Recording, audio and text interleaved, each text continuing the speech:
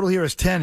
I'm going over. You think about what Burrow did last year under the highest amount of pressure. I mean, he was getting obliterated and bashed around. Right, more time to throw. How dangerous could that guy be?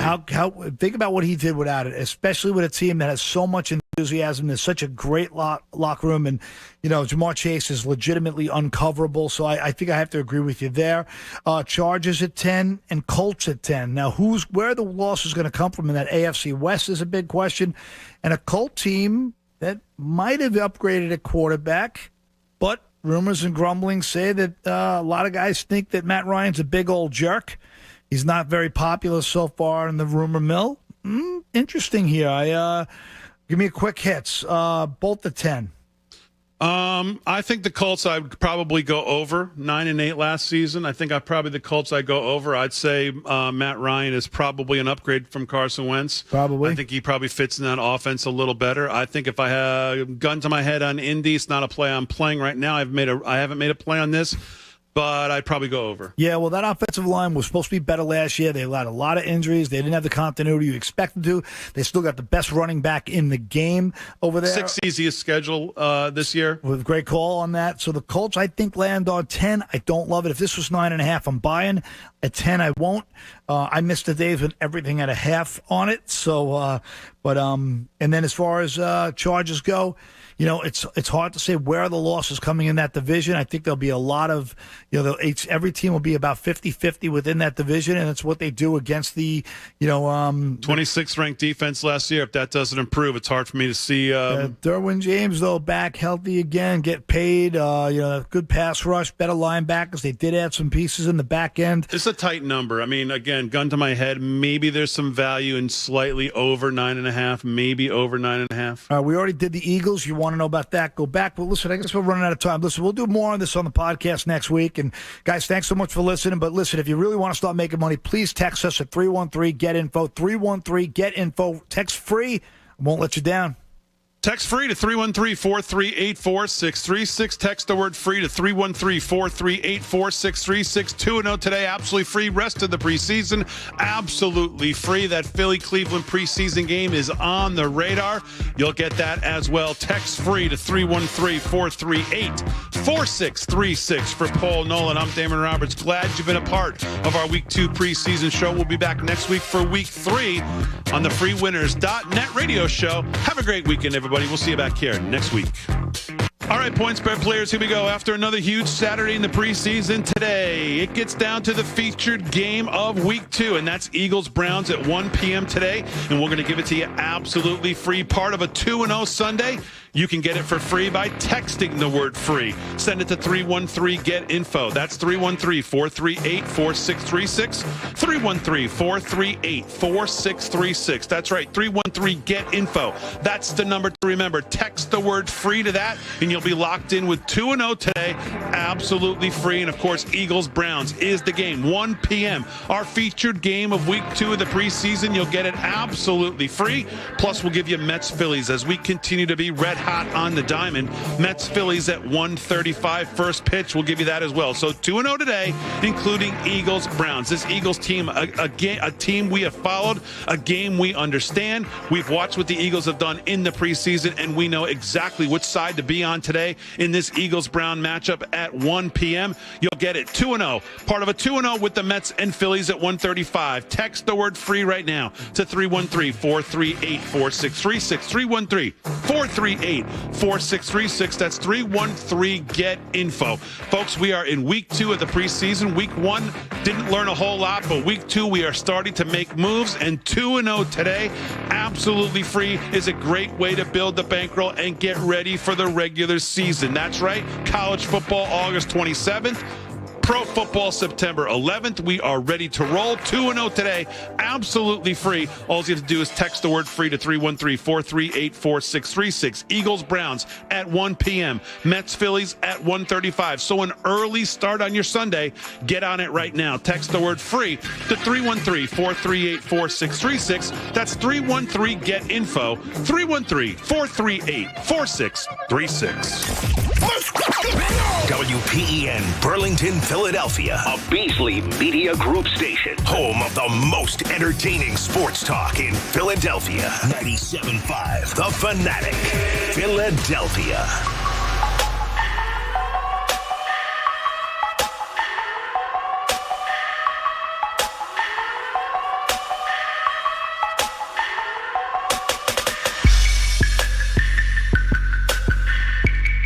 It is 9 a.m. Sunday morning, and you know what that means. It is time for the 97.5 The Fanatic Sunday shows to get going, starting with yours truly, Connor Thomas, and Tom Alvord. What's going on, buddy? Not much, man. Nice early Sunday morning. Nice day outside. Right where we belong. Little late summer day, and yeah, just another day in paradise here. And we are with you here on 97.5 The Fanatic. We're also today on YouTube for the first time. So if you ever sat around and listened to us on Sunday mornings and thought, wow, those guys they just sound like they must be so attractive and just so interesting to watch on YouTube. Well, you have a chance to turn on the YouTube today and realize that we are, in fact, not. We're just two guys in hats and glasses that talk sports sometimes. So, but go ahead and check us out on 97.5 The Fanatic's YouTube channel. We are now on there. Haley's back there running that. Helping us out, Mike Vito on the board today. And where we start today, the Philadelphia Phillies and New York Mets are heading into the series finale of a 4-game set, a doubleheader yesterday, a game Friday night. And the Phillies, they took one last night. A great performance by Bailey Falter on the mound. Absolutely shoved. Those are the performances that you get every once in a while from like a role player, a spot starter, guys like that you don't expect it from. And, of course, typical Philadelphia Phillies fashion, Wheeler gets shelled. Nola gets shelled.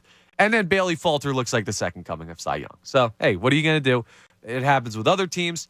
It happens here in Philadelphia. But there's something we need to discuss. We don't have to break down every game of the series. It was 2 8-2 losses. And last night, we all saw what happened with that game.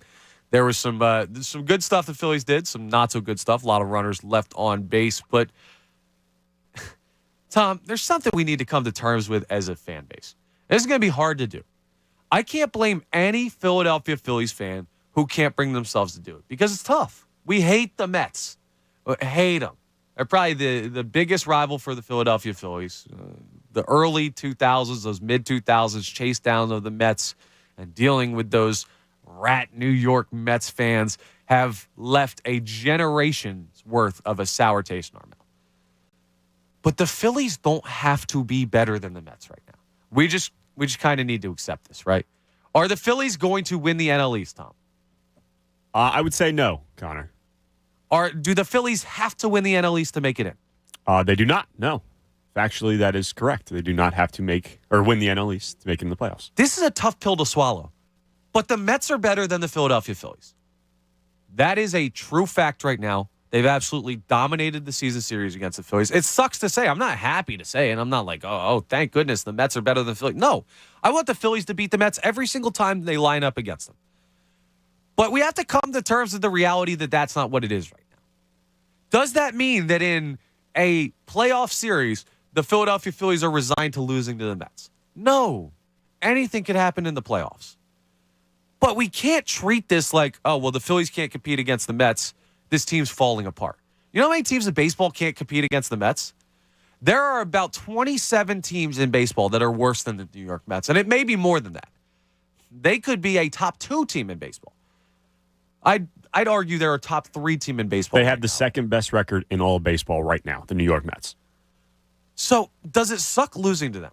Yes. Are we going to discuss the issues with Aaron Nola's start, Zach Wheeler's start, a little bit of shakiness from them, a little bit of trouble still with the offense? Even in wins, they aren't scoring all that much. Yes, we will get into all of this, and it all should be discussed, and we should expect the team to be better in a vacuum. But when you compare the Philadelphia Phillies this year to the New York Mets this year, there just isn't a comparison right now, and that is fine. The Philadelphia Phillies are in the second wild card spot. They're going to be a playoff team. Their schedule is getting easier. The Brewers are falling off, and their schedule is getting significantly harder. I don't see any teams in the wild card race that are going to catch the Phillies. And even if the Padres, who are in the third wild card spot, flop with the Phillies and end up in the second, the Phillies are still going to find their way to make it in. But guys, all of this worry about the New York Mets. Yeah, if you run into them in the playoffs, the Mets are absolutely going to be favored in the series. Yes, you would like to have the confidence saying, hey, we took a series from this team in the regular season, but I get they're your NL East rival. These teams are just not in the same place right now. But it's okay because we did not come into this season with the expectations that the Phillies would be in the same place.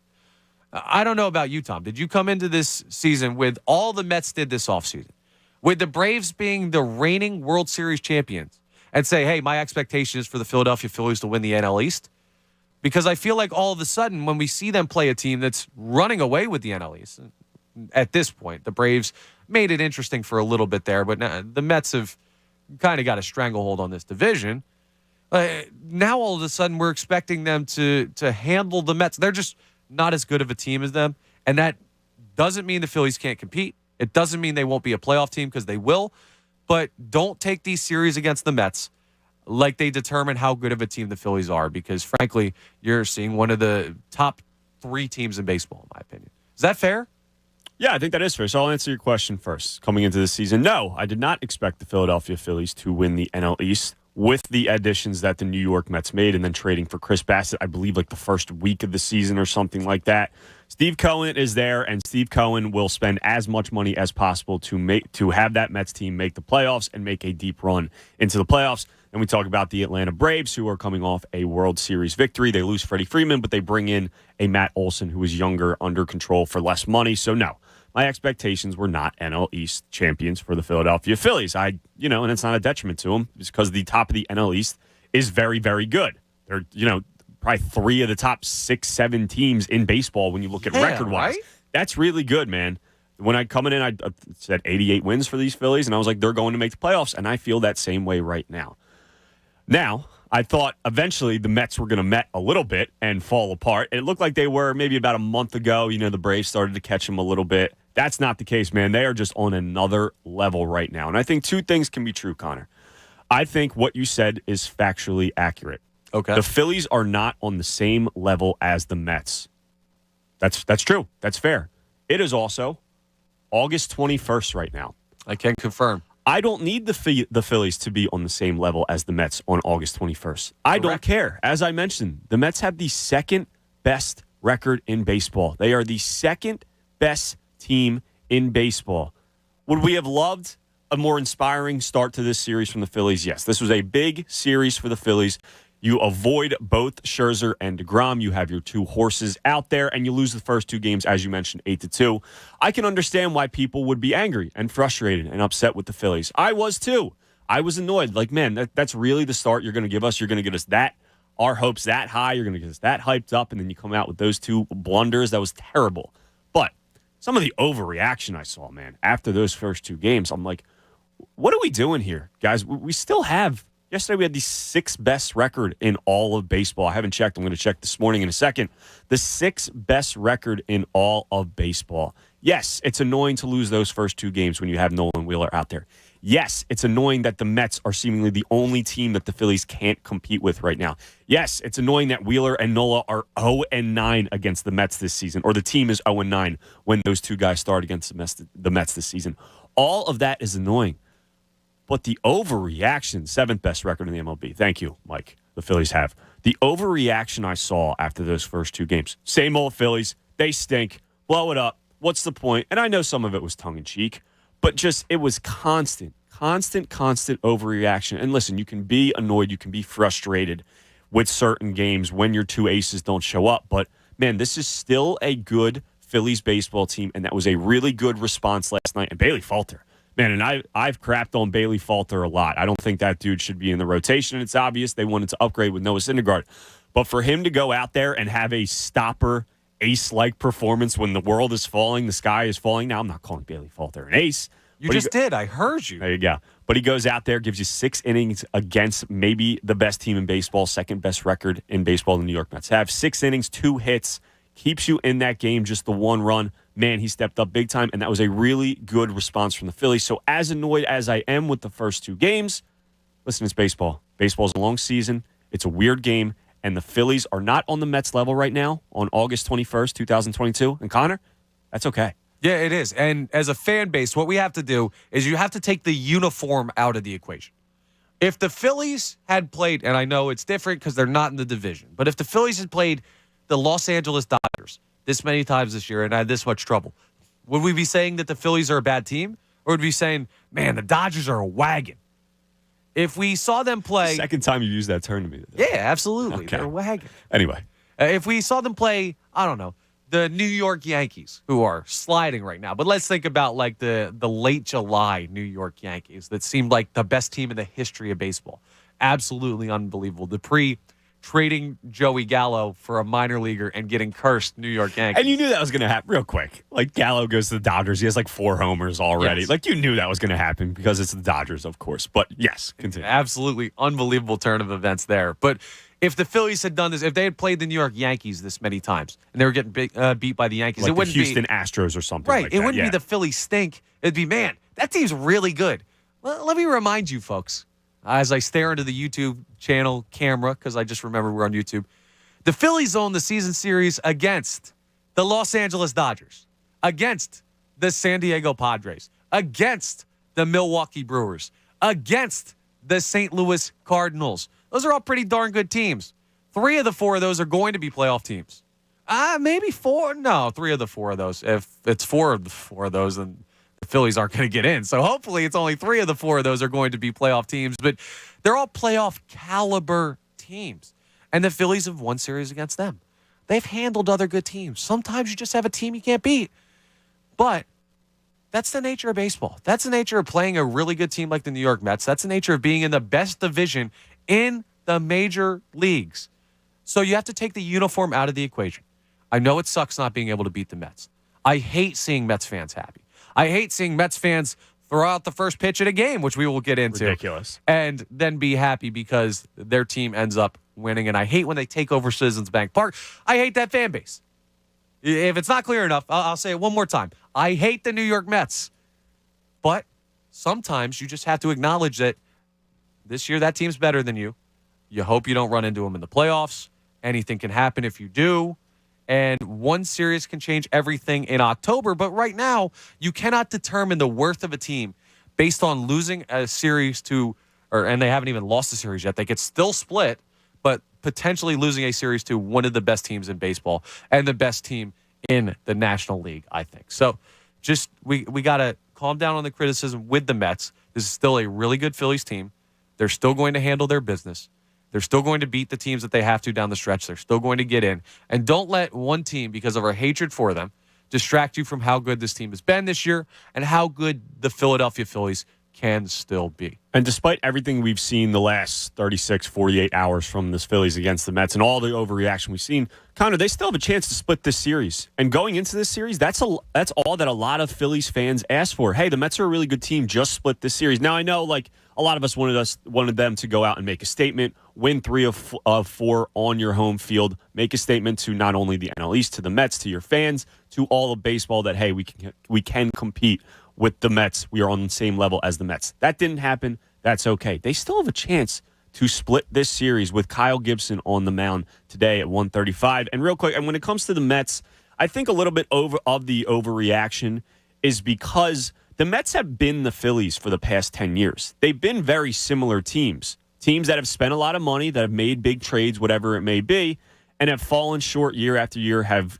fallen short of expectations and fallen apart towards the end of the season. So I think people see the Mets and like, oh, the Phillies have been them for the past decade, as I mentioned. They should be on the same level, right? There's no way that the Mets are this much better after being on the same level for 10 years. And listen, maybe there's a point to that, but when it comes down to it, like I said, Steve Cohen has spent a ton of money. Everything is going right for this Mets team, and they are a very good baseball team. When you can make a trade for a Daniel Vogelbach, who we'll talk about a little bit later, and he comes in, slides into your 5-hole, and is getting big hits for you on your team, like, you are a good baseball team. Everything is going right. So just because the Mets and the Phillies have been on par with each other the past 10 years before this season doesn't mean the Phillies have to be on the same level this season. We would love that, but man, everything is going right for the Mets this season. Things are still going right for the Phillies, even though that's the case with the Mets. They certainly are. 610-632-97.5 0975. If you're one of those people out there worried about how the Phillies have played against the Mets, love to hear from you because you should not be. It's annoying, but hey, it happens. And you brought it up. An opportunity to split today. Kyle Gibson on the mound against a guy making his first start this year, his first appearance in any game this year.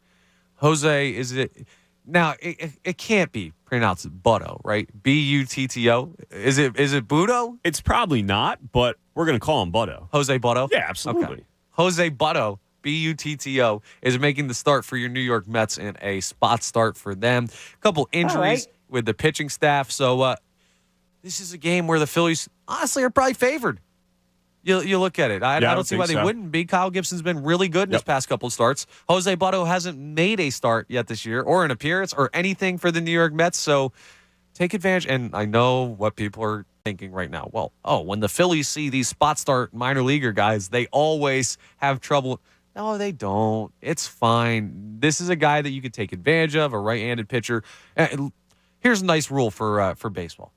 If a starting pitcher is wearing a number above 60, you probably got a good chance to beat him. Jose Butto is going to be wearing number 70 today. It's not a great pitcher number. No, 70. it's absolutely not because they're out of numbers because he just got on a bus from Binghamton the other day. I don't know where he came from, but Jose Butto is beatable. You could split this series and everything's fine. Just sometimes you need to take context into these struggles with really good teams. Again, it sucks. Think about it this way, right? And we're going to get in a bunch of Eagles talk. The Eagles have their second preseason game coming up at, 1:35 or something? I think it's just one even. One, yeah, the Phils are 1:35. The Eagles are 1 o'clock, so a little double feature there. Sunday 1 o'clock game. Love that. Getting you ready for actual Sunday 1 o'clock games that we'll have coming up in a couple weeks. But we'll discuss the Eagles. But imagine, if you will, the Philadelphia Eagles were like a 10-win football team. And, all right, this is a trigger warning. You might throw up in your car if you're watching us on YouTube, but the Dallas Cowboys are like a 15-win football team. And the Eagles lost to the Cowboys.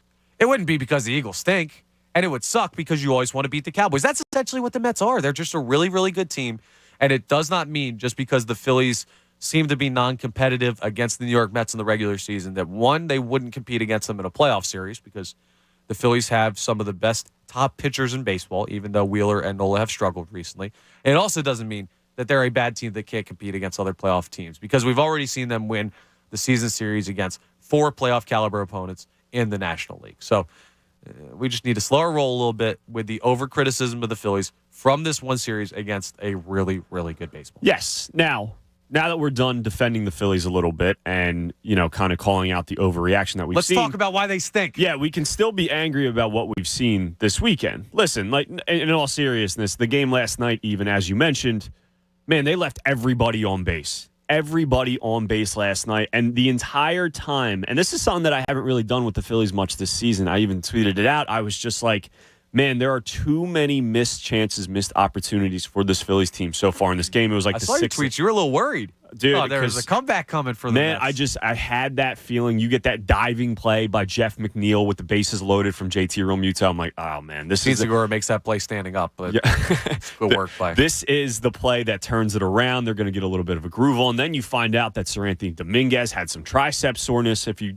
are just hearing this, he had some tricep soreness last night. He wasn't available last night. Rob Thompson figured that out about noon yesterday. They're going to take the next step today and see what happens. When you hear that, that is not exactly the most encouraging news. But no, they found a way to pull it out. David Robertson stepped up big time last night. But all of the runners left on base, all of the runners in scoring position that you weren't able to get in, that is a problem. The 2 games prior to that, man, can anyone get a hit like in any type of situation? Like I said, I don't want to overreact too much, and the overreaction we've seen is crazy. That doesn't mean I can point out some of the things that are driving me crazy with this Phillies team in this series. And listen, today is a big game. The offense has to step up. Listen, like we all know Gibson. We know Gibson needs to keep them in the game. He can't lose the game for the Phillies today. But I don't need 7 perfect innings from Kyle Gibson. Just keep them in the game. All the pressure is on the offense today. We cannot have what we've had the last 3 games with this Phillies offense today. We just can't. You're absolutely right. I'll read you the amount of runs scored in the Phillies' last 12 games real quick to tell you just kind of where this offense is. Awesome. Can't wait. This is going back to Tuesday, August the 9th, The first game in the series with the Miami Marlins where the Phils, they did win. They took 2 of 3 in that one. Phil scored 4 runs. 4 runs. Got shut out. 2 runs against New York. Got shut out. Got shut out. 4 runs against Cincinnati. Then they had that 11-run explosion where they hit 5 home runs. That was awesome. Then they got shut out. Then they scored 2 runs against the New York Mets. Then they scored 2 runs against the New York Mets. Then they won last night, scoring 4 runs. This is an offense that has been one of the top 5 offenses in baseball all year long, all Rob Thompson year long. Joe Girardi did not have them running on all cylinders, but hey, wish you best of luck with your broadcasting career that you're back to now, Mr. Girardi. We're very happy with Rob Thompson here. Was that a cheap shot? Was that an unnecessary A little bit, yeah, but that's fine. At Joe? It's just the only reason Joe was fired is because the schedule was hard in the beginning, if you ask him. So, yeah, no, it's all right. I think the reason you were fired is you couldn't manage a bullpen. You didn't talk to your players and anyone else around the organization. Also, real quick, besides that 11-run outburst that they had, in those 11 games, they scored a total of 20 runs. That is 1.8 runs per game in that stretch. That's not good, Connor. That's not great. Listen, I know there's no Harper, obviously. There's no Schwarber. He just came back this past series. He's still not playing the outfield because of the calf. Looked great running last night, though. We'll get into that a little bit later, too. Absolutely did. 1.8 runs per game, that can't happen, and it cannot happen today. We need that offense to step up big time. Yes, so there are overarching issues with the Phillies that we have to discuss and have concerns about. The offense, got to figure it out. The injuries that are starting to pop up here and there, we will discuss that. The starting pitching with Aaron Nola and Zach Wheeler, they need to be sharp. All of this stuff is true, but it doesn't mean that the team as a whole is collapsing. It means they have some problems now they have to work through, like every other team in baseball. The Yankees are falling apart. The Astros go through slides. The Dodgers have lost like a series to the Pirates at points this year. Like, the Padres just lost a series to the Nationals. I'm pretty sure. When they took their best 2 players. Yes. It happens to all teams. It sucks because it's the Mets, but you have to take the uniform out of it. 610-632-0975. We'll be having plenty of Phillies discussion today as they get ready for a series finale against the New York Mets this afternoon at Citizens Bank Park. Kyle Gibson against Jose Butto on the mound. We hope he pitches up to that last name of his and is rather bad today, I'll just say, but we'll continue to discuss that. In Eagles world, though, Tommy, and we'll get into this coming up in the next segment. Well, we've got some injuries that are popping up, and one is a little bit troublesome.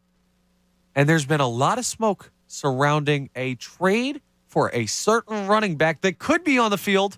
Well, maybe he won't play, but he'll be on the sidelines at least for the opposition in today's Eagles preseason game. We will discuss that coming up next and what Howie Roseman could potentially be looking to do in the coming days, weeks, whatever it is, prior to the 2022-2023 season. 610-632-0975. Gabe on a cell phone. We'll get to you first on the other side. It's Connor Thomas, Tom Alvord, and we'll be right back with you here on 97.5 The Fanatic. 97.5 The Fanatic. FanFest 2022 is coming. Saturday, October 1st at Xfinity Live. Doors open at 1 p.m. Presented by FanDuel Sportsbook. Here's what to expect. 100-foot obstacle course, Rockwall Mechanical Shark, the Fanatics Haunted Halloween Beach, the Sixers Half Court, the Philadelphia Union's mobile soccer field, the Flyers Inflatable Goal, Franklin the Mascot, gritty, exotic sports cars, all of our Fanatic hosts, DJ Mo Green, loads of food and beer. And just added, Eagles cornerback Darius Slay. Darius Slay is brought to us by CSL Plasma. The countdown is on. For more FanFest info and ticket raid days, go to 975thefanatic.com. Fanatic FanFest 2022, Saturday, October 1st from 1 to 5 p.m. at Xfinity Live and only from 97.5 The Fanatic, Philadelphia. Kicking off a new semester can be hard, but with the Xfinity Internet, it's a breeze. Because with supersonic Wi-Fi, I have the speed and power I need to never miss my monologue during online rehearsals. It's just an elective, but it could be my new major. Plus, with student-exclusive offers on internet, I can get up to $200 back. You know, for rent or books or extra guac.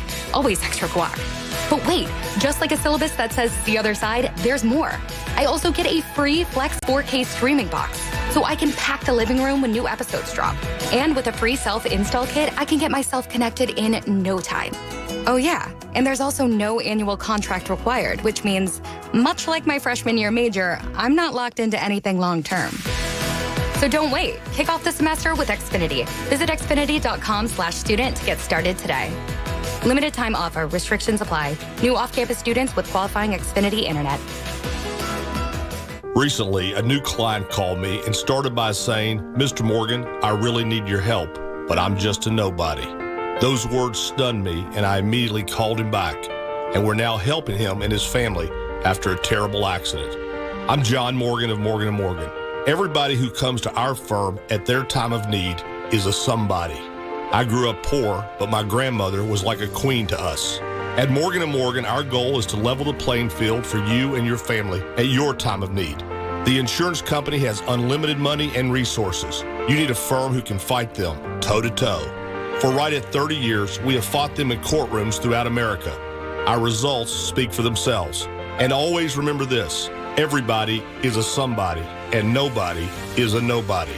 Visit forthepeople.com to learn about our firm, Morgan & Morgan, for the people. Injured? Visit forthepeople.com for an office near you.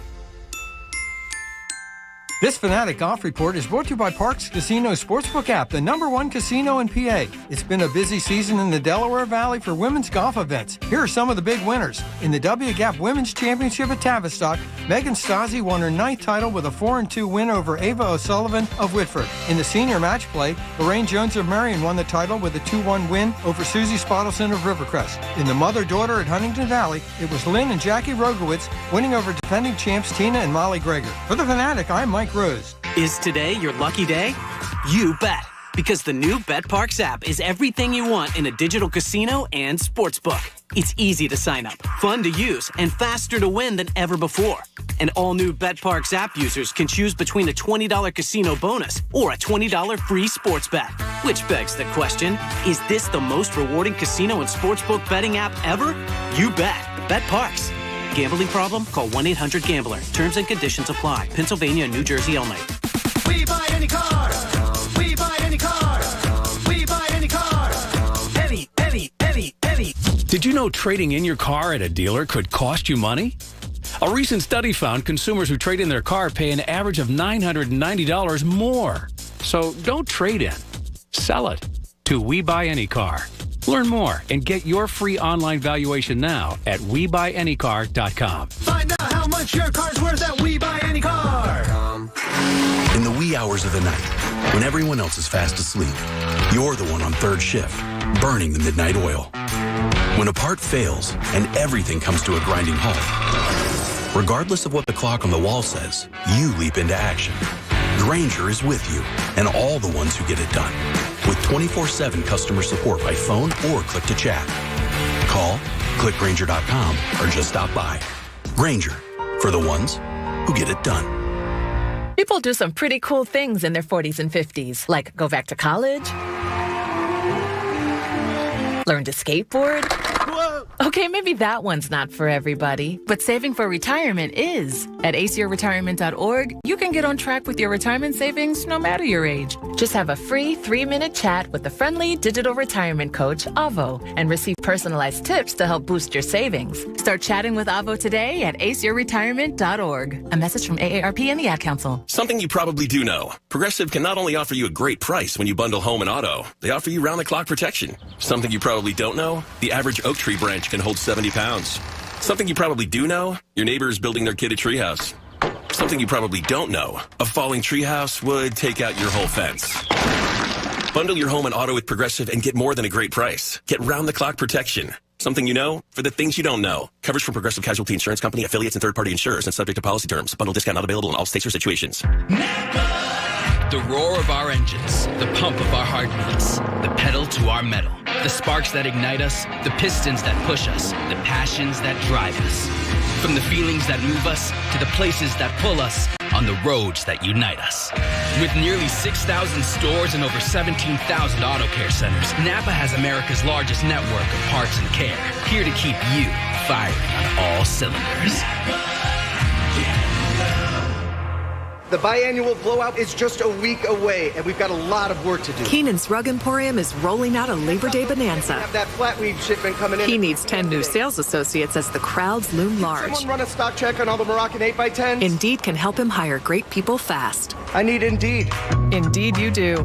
We instantly connect you with quality candidates whose resumes on Indeed match your job description. Visit Indeed.com/credit and get $75 towards your first sponsored job. Terms and conditions apply. That's the sound of a crack in the ceiling found at a home inspection. But with a Realtor by your side, a newfound leak might only cause minor worries. With their expertise, a Realtor can suggest a credit at closing and even connect you to a contractor to help you shore up that leak and alleviate your worries. When it comes to cracks in your plans, the expertise of a Realtor can make all the difference. The difference between an agent and a Realtor is real. Realtors are members of the National Association of Realtors. That's who we are. This summer, the General Building Contractors Association is reminding the construction industry and all workers to stay safe while working in the heat. Remember 3 things: water, rest, shade. Hydrate throughout the day with electrolytes if you're working for more than 2 hours in the heat. Take breaks in cool, shaded areas and protect your skin from the sun. Learn more about working safely in the heat by downloading Toolbox Talks at gbca.com. We're GBCA, and we're building safer together. Philly, we're big fans of keeping you healthy. With Health Fanatics by Virtua Health, explore exclusive articles, expert insights, and so much more. Visit 97.5thefanatic.com/Virtua. Listen to 97.5 The Fanatic everywhere. On Alexa at 975thefanatic.com, the Fanatic app, and now on Odyssey. Want to outfit yourself in some cool Fanatic and Philly sports swag? The Fanatic Pro Shop is open. Go to 975thefanatic.com and enter the Fanatic Pro Shop. Lots of Fanatic and Philly sports themed merchandise at great prices. The Fanatic Pro Shop has something for everyone. Go to 975thefanatic.com and check out the Fanatic Pro Shop right now.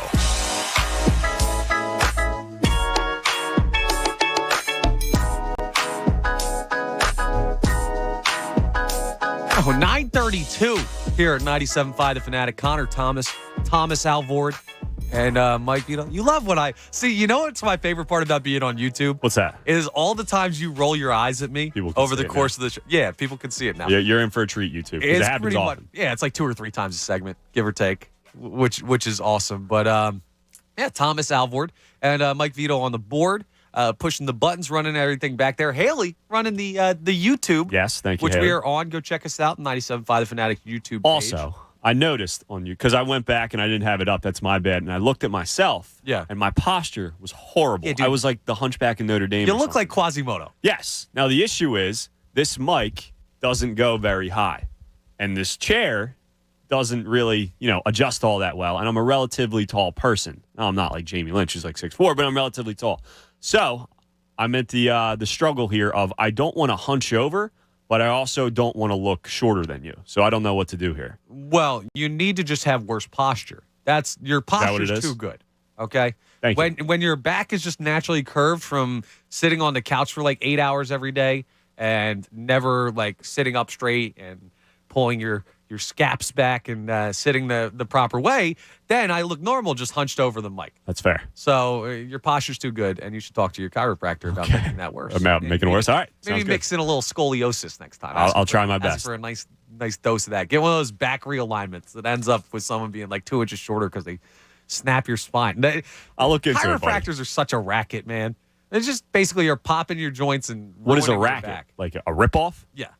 Kind of. Yeah. I feel like it does help, but I feel like, I don't know. Like sometimes I think they try and get you back because they know you'll keep spending money, but like realistically you probably only have to go like a couple times a year. Try and get you back though. No one else does that. Like the dentist doesn't make your teeth worse. We The straighten them a doctor- little bit, come back in 2 days. The doctor, there's not like a 50-50 chance when you go to the doctor they're going to make you less healthy. Like why with the chiropractors there's such a chance of them also like messing up your back worse? There's something fishy going on there. I agree. Certainly. Big chiropractic has got issues and we're going to take them down.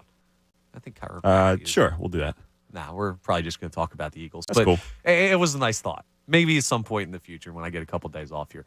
But the Eagles have a preseason game coming up today. this afternoon against the Cleveland Browns in Cleveland. And it's not his back that's bothering him, but rather, you see that transition? Nice little chiropractic. I didn't even plan that. That's beautiful. It's not his back that's bothering him, but Miles Sanders is dealing with a hamstring injury. Now, already we have issues because those soft tissue injuries, the hamstring, the calf, stuff like that, especially for it's kind of in the position, a running back, they run a lot. That can be a problem. That could be a nagging thing that bothers him for God knows how long. There's no timetable for his return right now, and that could mean that the Eagles just don't want to say anything because he wasn't going to play in these next 2 preseason games. Anyway, it could be because they don't know. But now we got a couple things going on. It's a contract year for Miles Sanders. We're already imagining, I think the consensus around the fan base, among us here at the station, people who cover the team, everything like that, is that Miles Sanders will most likely not get re-signed by the Philadelphia Eagles unless it's at a major discount. Part of that, and probably more of that, honestly, is just the NFL's apprehension to pay running backs in general because it never works out. Part of it as well is because Miles Sanders hasn't been as talented as we thought he was going to be. He has a chance to do that this year, though. And I think he is a talented running back. I'm not trying to take that away from him. I think he's underachieved slightly here. And I also think that just not paying running backs is the status quo in the NFL. So that's why I'd imagine he's not back. Would love to have him have a great year, and that'll lead to him getting paid just probably by somebody else. But you've got the contract year. You have the Howie Roseman, I want to always improve positions, and running back is one of those positions where you can never have too many good players. Think about the things that Howie Roseman has done this offseason, and he's trying to replicate how the team was built in 2017. And, hey, we all know how that worked out pretty darn well for your Philadelphia Eagles. So part of that was going out and signing LeGarrette Blount, going out partway through the season and trading for Jay Ajayi from the Miami Dolphins for a 6th-round pick on Halloween. And this year, that opportunity could be a guy that's on the opposing sidelines of today's game. Kareem Hunt has requested a trade from the Cleveland Browns. We already know he wants out of Cleveland because he's tired of being behind Nick Chubb, who is a bell cow back. Kareem Hunt probably gets more opportunities elsewhere. I can understand why he would want out. They have, real quick, Dearness Johnson, the 3rd string, had really good games last year when both Hunt and Chubb were out. So I feel like the Browns know they already have a backup there for a lot less money, I'm sure. Another example of don't pay running back because you can find a guy named Dearness Johnson who sounds like a made-up, one of those draft, like computer-generated players in Madden that ends up like in the Key draft. and Peele skit or something. Exactly. Yeah. Yeah, that ends up. He's not the coldest. The guy who had the NIL deal with the HVAC I think you saw that, right? Oh, yeah. He's no General Booty, quarterback for, I think, USA. Yeah. That's not even a generated name. That's just made up, General Booty. That's great. Shout out John David Booty's kid. Anyway, let's get back on track here outside of the crazy names that are around football. We could do that all day. But Kareem Hunt could get other opportunities elsewhere, and he's trying to do that. The Browns would be smart to move him for something because it seems like he's done with his time in Cleveland. And the Philadelphia Eagles probably would not have to trade that much to get him. All of this stuff coming together.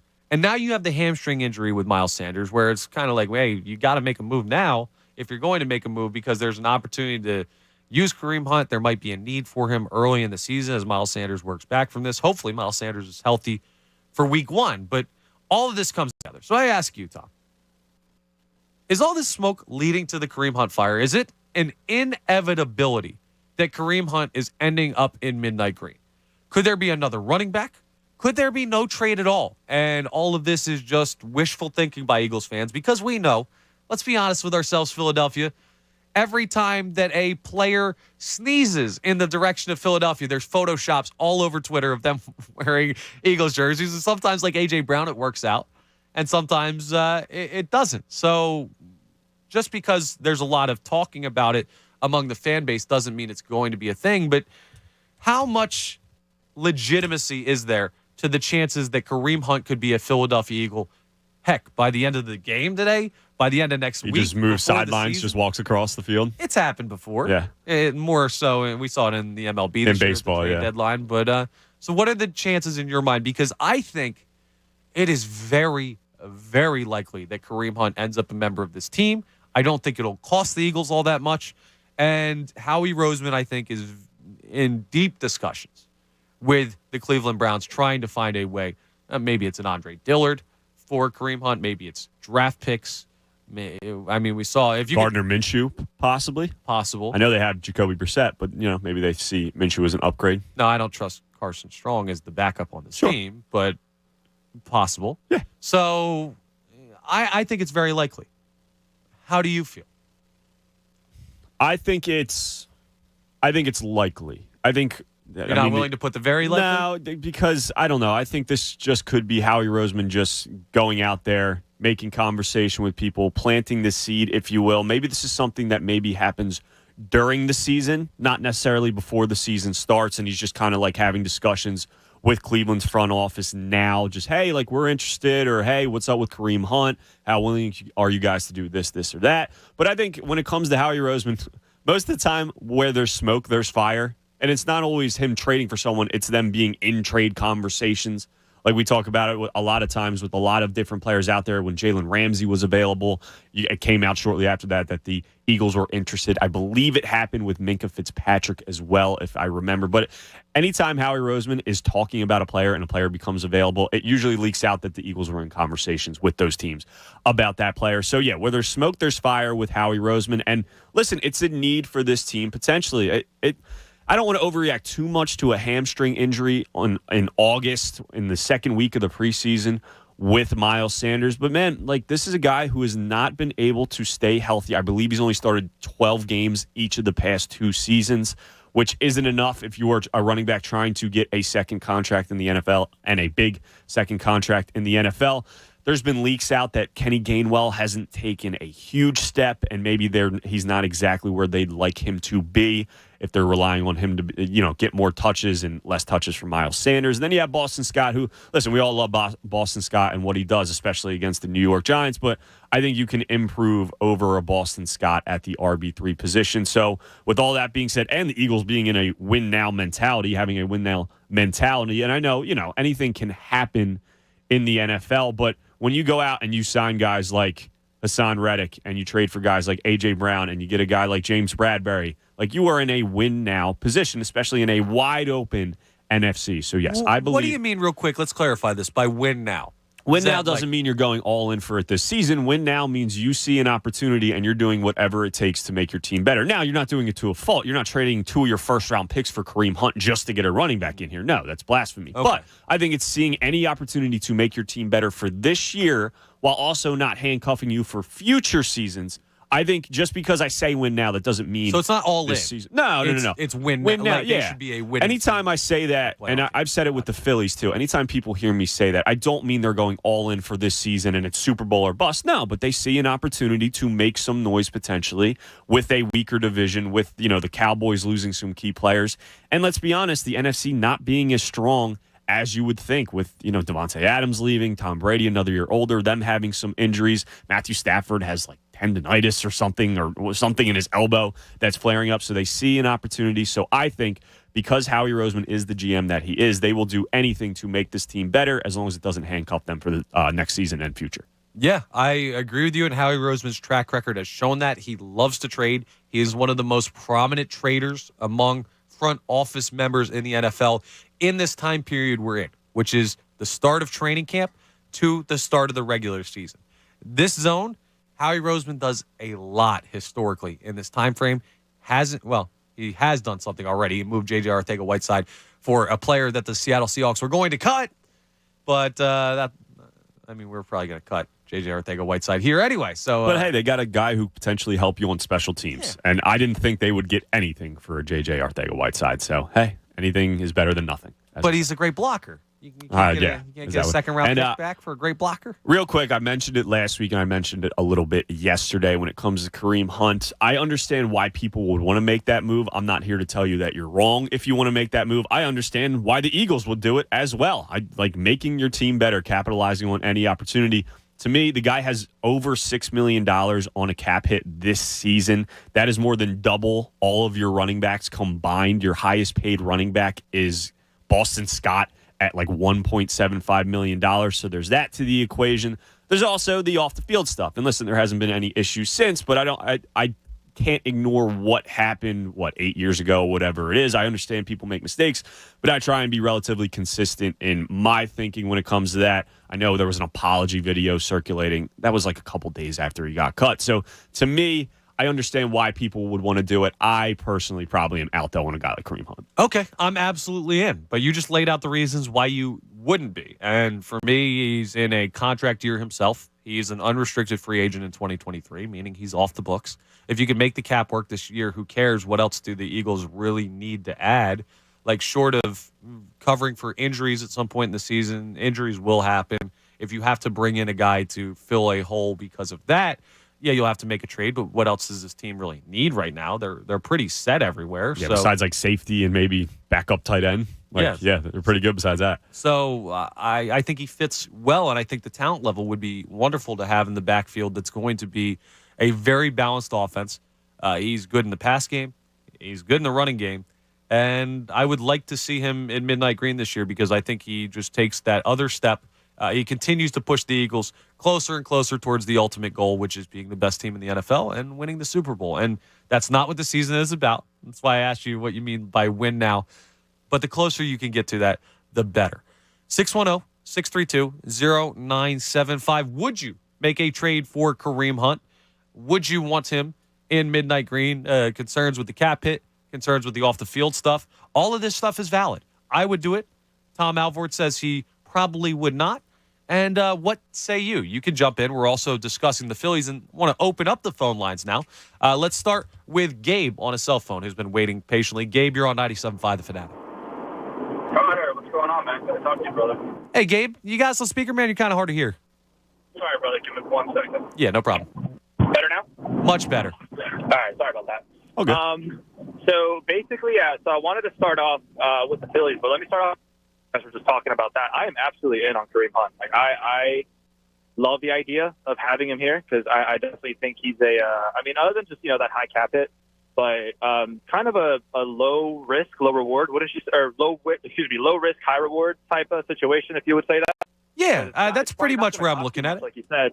And on top of that, if he does pan out, like it's going to be, kind of a home run hit for the running back room here in Philly. So I'm definitely all in on that. I mean, obviously, yeah, he's had his mistakes. He's done his things in the past. But like you said, it's been a long time since that. And, we haven't heard anything else regarding off-the-field situations with him. So I think it'd be a good move for the Birds on that end. Yeah, you're totally right on the low risk, high reward, because I think just because like Nick Chubb's there, if Nick Chubb wasn't there, I think Kareem Hunt still has RB1 talent in him. Like, I think he can be a bell cow type back, or at least close to it. And you'd be getting it for probably, a 5th-round pick or something like that? I absolutely understand why they would want to do it. Yeah, I think so, too. I think it's definitely a mid-round type draft trade situation there. So I'm in. If they can pull it off. And honestly, our track record with talking about players and then them turning into Eagles regarding, these trade rumor situation has been pretty good between James Bradbury. Well, we signed him, but everybody wanted him, and the Eagles went out and got him, and then A.J. Brown too. So who knows? Maybe the same thing might happen with Kareem. Yeah, N'Kobe Dean, Jordan Davis. Darius Slay even a couple years ago, yeah. Listen, credit to Howie Roseman. He's been good at it. So maybe it will happen. Gabe, though, I'm with you. I want to see him in Midnight Green, and I think it's very possible that we do end up seeing that. Now, what do you have on the Phils? So regarding the Phils, I guess, unfortunately, you would say I am one of those people that am scared regarding the Mets series. That's what's funny is I was having a conversation with Devon a couple nights ago, and I was basically saying that this is why you have to put teams away that are not good. Like, for example, with the Red series, you go and you score 11 runs against them, and you get shut out the next day, and everyone was saying kind of just like relax. So I was like, no, like you have to put these teams away because then when you come up against situations where you potentially, yeah, you want them to split, but it's also very well that you could lose 3 out of 4, considering if they lose today. So that's why, like, every game right now in this situation that we're in, this playoff push that we're making, because, unfortunately, the Padres are right on our heels as well, regardless of what's going on with them. Like, they're literally, up our butts in the wild card.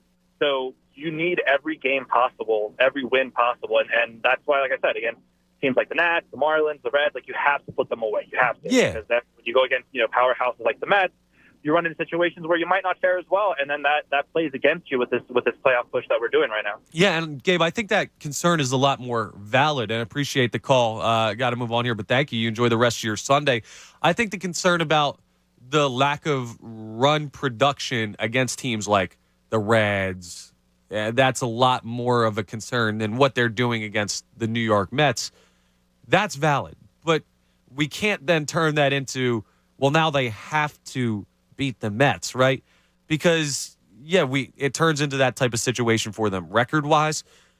But the fact that they struggled against one team and now you feel more pressure to beat a good team doesn't change the fact that the Mets are a top 2 team in baseball right now. And the other thing, real quick, and I know people are annoyed by that Cincinnati Reds, the third game of that series where they lose 1-0 and Nick Lodolo goes out and looks like, Max Scherzer in that game. And Nick Lodolo is a guy who has some nice talent, but, he's still a young pitcher, and the Phillies weren't able to get to him.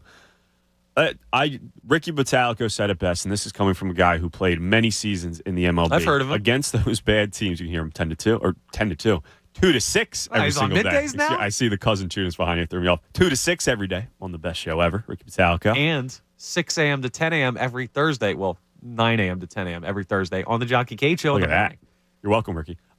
He said it best himself. He's like, man, listen, against these bad teams, you're not going to sweep every bad team. You want to, obviously. Sweeps are going to happen. We saw it happen with the Nationals and with the Pirates. I believe it was. But as long as you're winning those series, that's fine. And yes, it's frustrating. But when you score 11 runs the night before and you come back 12 hours later and you've already won the series and you're already looking forward to your day off in the Mets, I understand why games like that happen. It's frustrating. I understand that, but as long as you're winning series against these bad teams, that's all that matters. Real quick, speaking of Kareem Hunt, Kayvon Wallace has checked in. Oh, I saw this. 8:34 this morning, so about an hour and a half ago. Let's go Hunt! ! Hunt in all capitals, and then he has like a little devil emoji. Now, he's probably talking about the game. Let's go Hunt. I'm excited for the game. He's going to go out there and get some playing time because he hasn't stepped up enough to be a starter, which is a whole nother conversation. But all I see, all people out there see, is Hunt in all capitals. So that's a little more correct. smoke to that fire there, Connor Thomas. Well, I don't count that as smoke to the fire because players just love to do that stuff. I don't know. In the social media age, players have now become savvy to the point where they mess with the fan base, which I love because it's entertaining to me to watch the people get all riled up when players tweet random and stuff it is. like that. It's not like it's Jalen Hurts saying it or A.J. Brown saying it. It is Kayvon Wallace, who is a backup safety at this point. It doesn't have as much traction to it as if one of the star offensive players would say it. But still, yeah, people see that and they get excited. Absolutely. And that excitement is what's really pushing me towards saying that I would love to have Kareem Hunt on this team. I understand the reasons why people wouldn't, but I think the upside very much outweighs the drawbacks of bringing in a player like Kareem Hunt to an already talented backfield. Some slight concerns in multiple ways about Miles Sanders this year, and you can never have too many talented running backs. We learned that lesson back in 2017. So, hey, we'll see if Howie Roseman can get it done. We'll see if that trade ends up happening. We'll see what the return is, or the return for Cleveland, rather, is if they get that done. And it's a discussion that we will continue to have until either the Browns come out and say that they're not moving him to the Eagles, he goes somewhere else, or he does, in fact, end up being here. So we'll keep you updated on all the latest Eagles transaction news. They've got a game today against Cleveland in Cleveland, so we've got that still to talk about on the docket. And coming up, we're going to tell you your way to win FanFest tickets because there's some players, a type of player, a mold of player that holds a very special spot in my heart, and I think a lot of yours out there. So we're going to get some of your best that fit that mold. And back to the Phillies. We've got about a month and a half left of the Phil season. It's time to start talking about playoff rotation because we've discussed many times on this show that we do feel that they are a playoff team and will be when everything's said and done with a regular season. And we have to talk about the top 3. We know 2 of them, but that third is interesting. We'll discuss coming up next, 610-632-0975. Connor Thomas, Tom Alvord. We'll be right back with you here on 97.5 The Fanatic.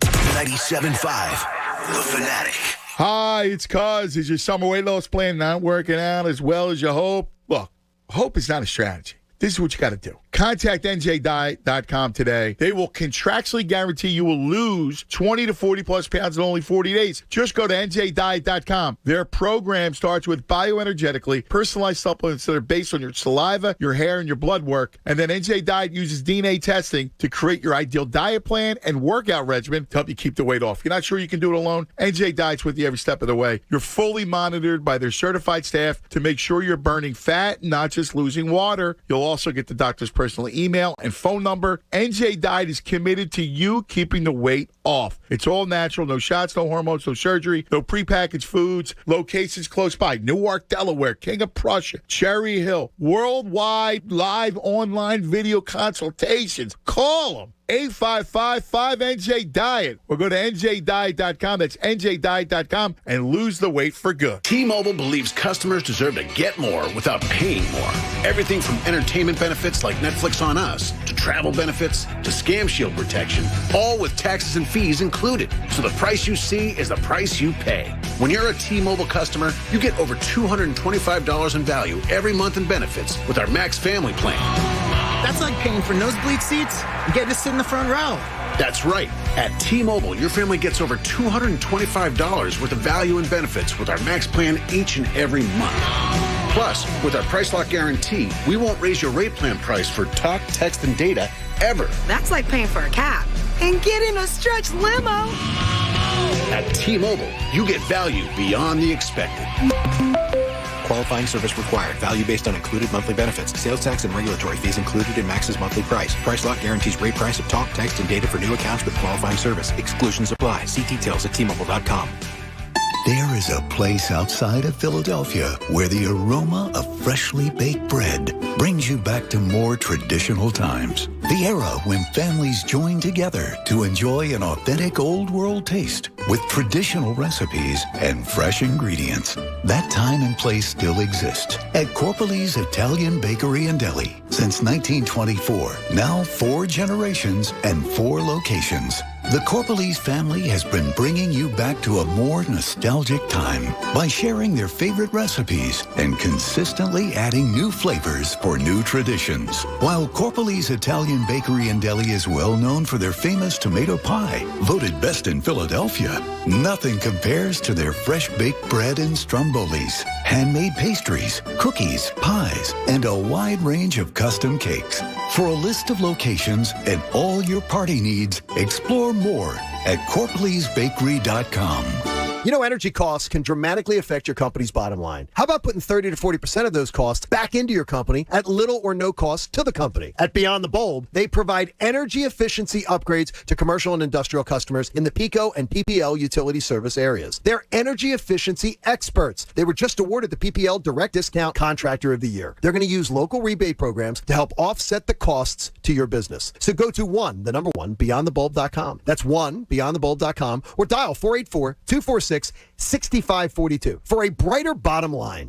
Stars and Stripes Harley needs used inventory, so we're giving away 115% of Kelley Blue Book value when trading for a new Harley this week. Stars and Stripes Harley finance specialists are on site to help get you approved. Good credit, bad credit, no credit? We can help. We trade anything: bikes, cars, RVs, and more. It's worth more at Stars and Stripes Harley. Owe way too much on your trade? Get 115% of Kelley Blue Book trade value right now at Stars and Stripes Harley. Adjustment for mileage and reconditioning ends Sunday.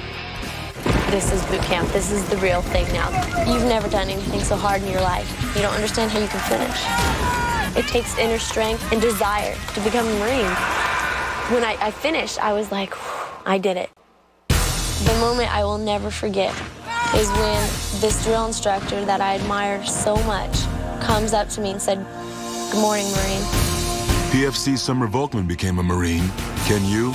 Visit Marines.com or call 1-800-MARINES. If you or someone you love has been diagnosed with breast cancer, breastcancer.org is here to help. Find free expert guidance online. Learn about breast cancer risk, diagnosis, treatments, side effects, and managing life during cancer. Join breastcancer.org's online community to connect with others who know just what you're going through. Our mission is to empower you to make the best decisions for your life. No one should face breast cancer alone. Find support at breastcancer.org. Something you probably do know. Progressive can not only offer you a great price when you bundle home and auto, they offer you round-the-clock protection. Something you probably don't know, the average garage door is made up of 1.3 millimeter aluminum panels. Something you probably do know, your neighbor likes to tinker with his dirt bike. Something you probably don't know, a runaway dirt bike can take out your garage door and a good portion of your car bumper. Bundle your home and auto with Progressive and get more than a great price. Get round-the-clock protection. Something you know for the things you don't know. Coverage from Progressive Casualty Insurance Company, affiliates, and third-party insurers and subject to policy terms. Bundle discount not available in all states or situations. Did you get the Clement Horizon clean last night? I don't want another barnacle incident. Where's Ivan? Kiki's head of docking operations just jumped ship. What do you mean he's sailing around the world? She needs a new marina manager to help keep her head above water. Yeah, the tide's perfect, but we are slammed. Indeed can help her hire great people fast. I need Indeed. Indeed you do. You can schedule and conduct virtual interviews all from your employer dashboard. Visit Indeed.com/credit and get $75 towards your first sponsored job. Terms and conditions apply. That's the sound of a crack in the ceiling found at a home inspection. But with a Realtor by your side, a newfound leak might only cause minor worries. With their expertise, a Realtor can suggest a credit at closing and even connect you to a contractor to help you shore up that leak and alleviate your worries. When it comes to cracks in your plans, the expertise of a Realtor can make all the difference. The difference between an agent and a Realtor is real. Realtors are members of the National Association of Realtors. That's who we are. People do some pretty cool things in their 40s and 50s, like go back to college, learn to skateboard. Okay, maybe that one's not for everybody, but saving for retirement is. At aceyourretirement.org, you can get on track with your retirement savings no matter your age. Just have a free 3-minute chat with the friendly digital retirement coach, Avo, and receive personalized tips to help boost your savings. Start chatting with Avo today at aceyourretirement.org. A message from AARP and the Ad Council. Hello? Whether you're at home or on the go, listen to 97.5 The Fanatic on Odyssey on your smartphone, Roku, LG Smart TV, Waze, and more. That's Odyssey, AUDACY. Check it out now. WPEN, Burlington, Philadelphia. A Beasley Media Group station. Home of the most entertaining sports talk in Philadelphia. 97.5 The Fanatic, Philadelphia.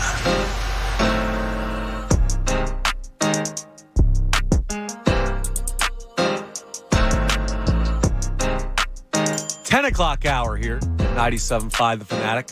It is Connor Thomas. It is Thomas Alvord. Just Tom's fine, thanks. Thomas Alvord. It is Michael Vito back there on the board. You see, you're laughing now. I'll do it to you too back there, Vito.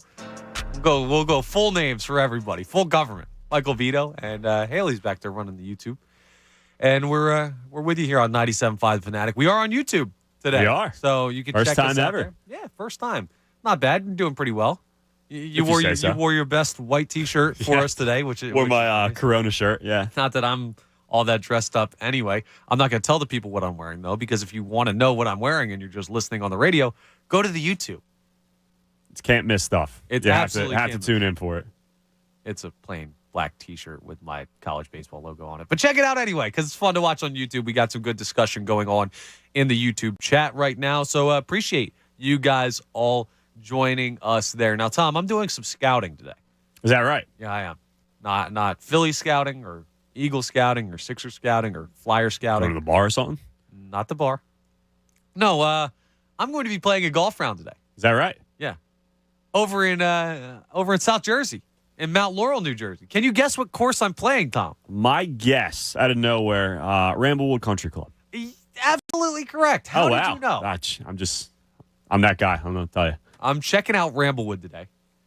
Completely unrelated to any station events. This is of my own accord, playing with a couple buddies, but it'll be one of 2 times I play Ramblewood in the next 3 days.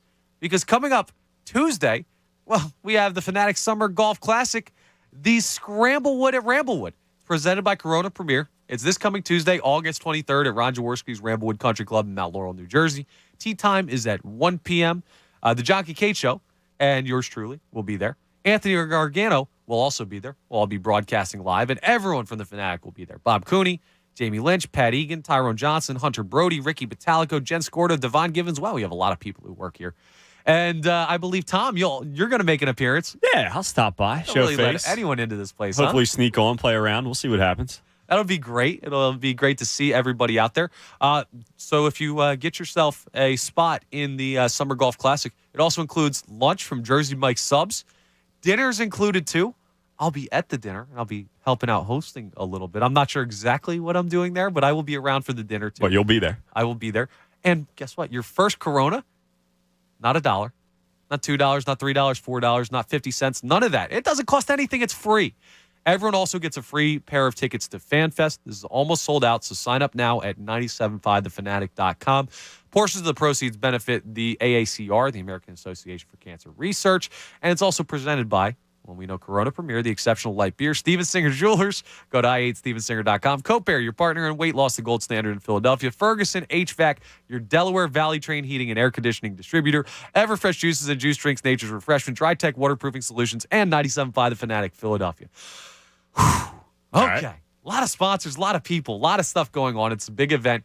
You're going to want to be a part of it. I promise I'll try not to leave too many divots when I play the course today, but love Ramblewood. 27 beautiful holes. They got 3 9-hole courses, and it was the course I played most growing up, so a big fan of it. Nice spot. They got good stuff for dinner as well. Oh, yeah, 7 Tap Tavern. Yeah. Can't go wrong. You're going to want to be at this event. It's a fun thing that we do every year here at 97.5 The Fanatic, so go ahead and check that out. But, yeah, we're going to play a round of golf today. How you feeling? When's the last time you golfed? You remember I played last weekend, and we talked about demolishing the club. Yes. Yeah. That's the last I didn't know if you went this week. Yes. You live a life of luxury, so I feel like you go multiple times a week. So I just life of luxury? Yeah, dude, you're out there all the time. Golfing twice in 3 days. Just living life there, Connor Thomas. I'll tell you what, it's not a bad life. I don't know if I'd describe it as luxury. But it's not a bad life. My dinner last night was a grilled cheese sandwich that had been left in the fridge for like 3 days. But then you golf 2 times in 3 days. So, hey, it's give and take. You have to have balance in life. Sometimes you have to eat a terrible meal out of the microwave. You got to humble yourself. Yeah, sometimes. to remind yourself where you came from. I like it. Can't get too caught up on yourself. But that's going to be a fun event. Go ahead and check that out on our website and get yourself in. It will sell out, and it's selling out quickly. So try and sneak in last minute there for that. Now, back to the Phillies, who are today. They will be playing. I'll have them on the phone on the NBC Sports Philly app to make sure I'm watching those while those games go on with the Philadelphia Phillies and New York Mets today. The series finale. You've got Kyle Gibson on the mound against Jose Butto. That'll be a fun game. And everything we've seen from the Phillies is that they're heading towards a playoff spot.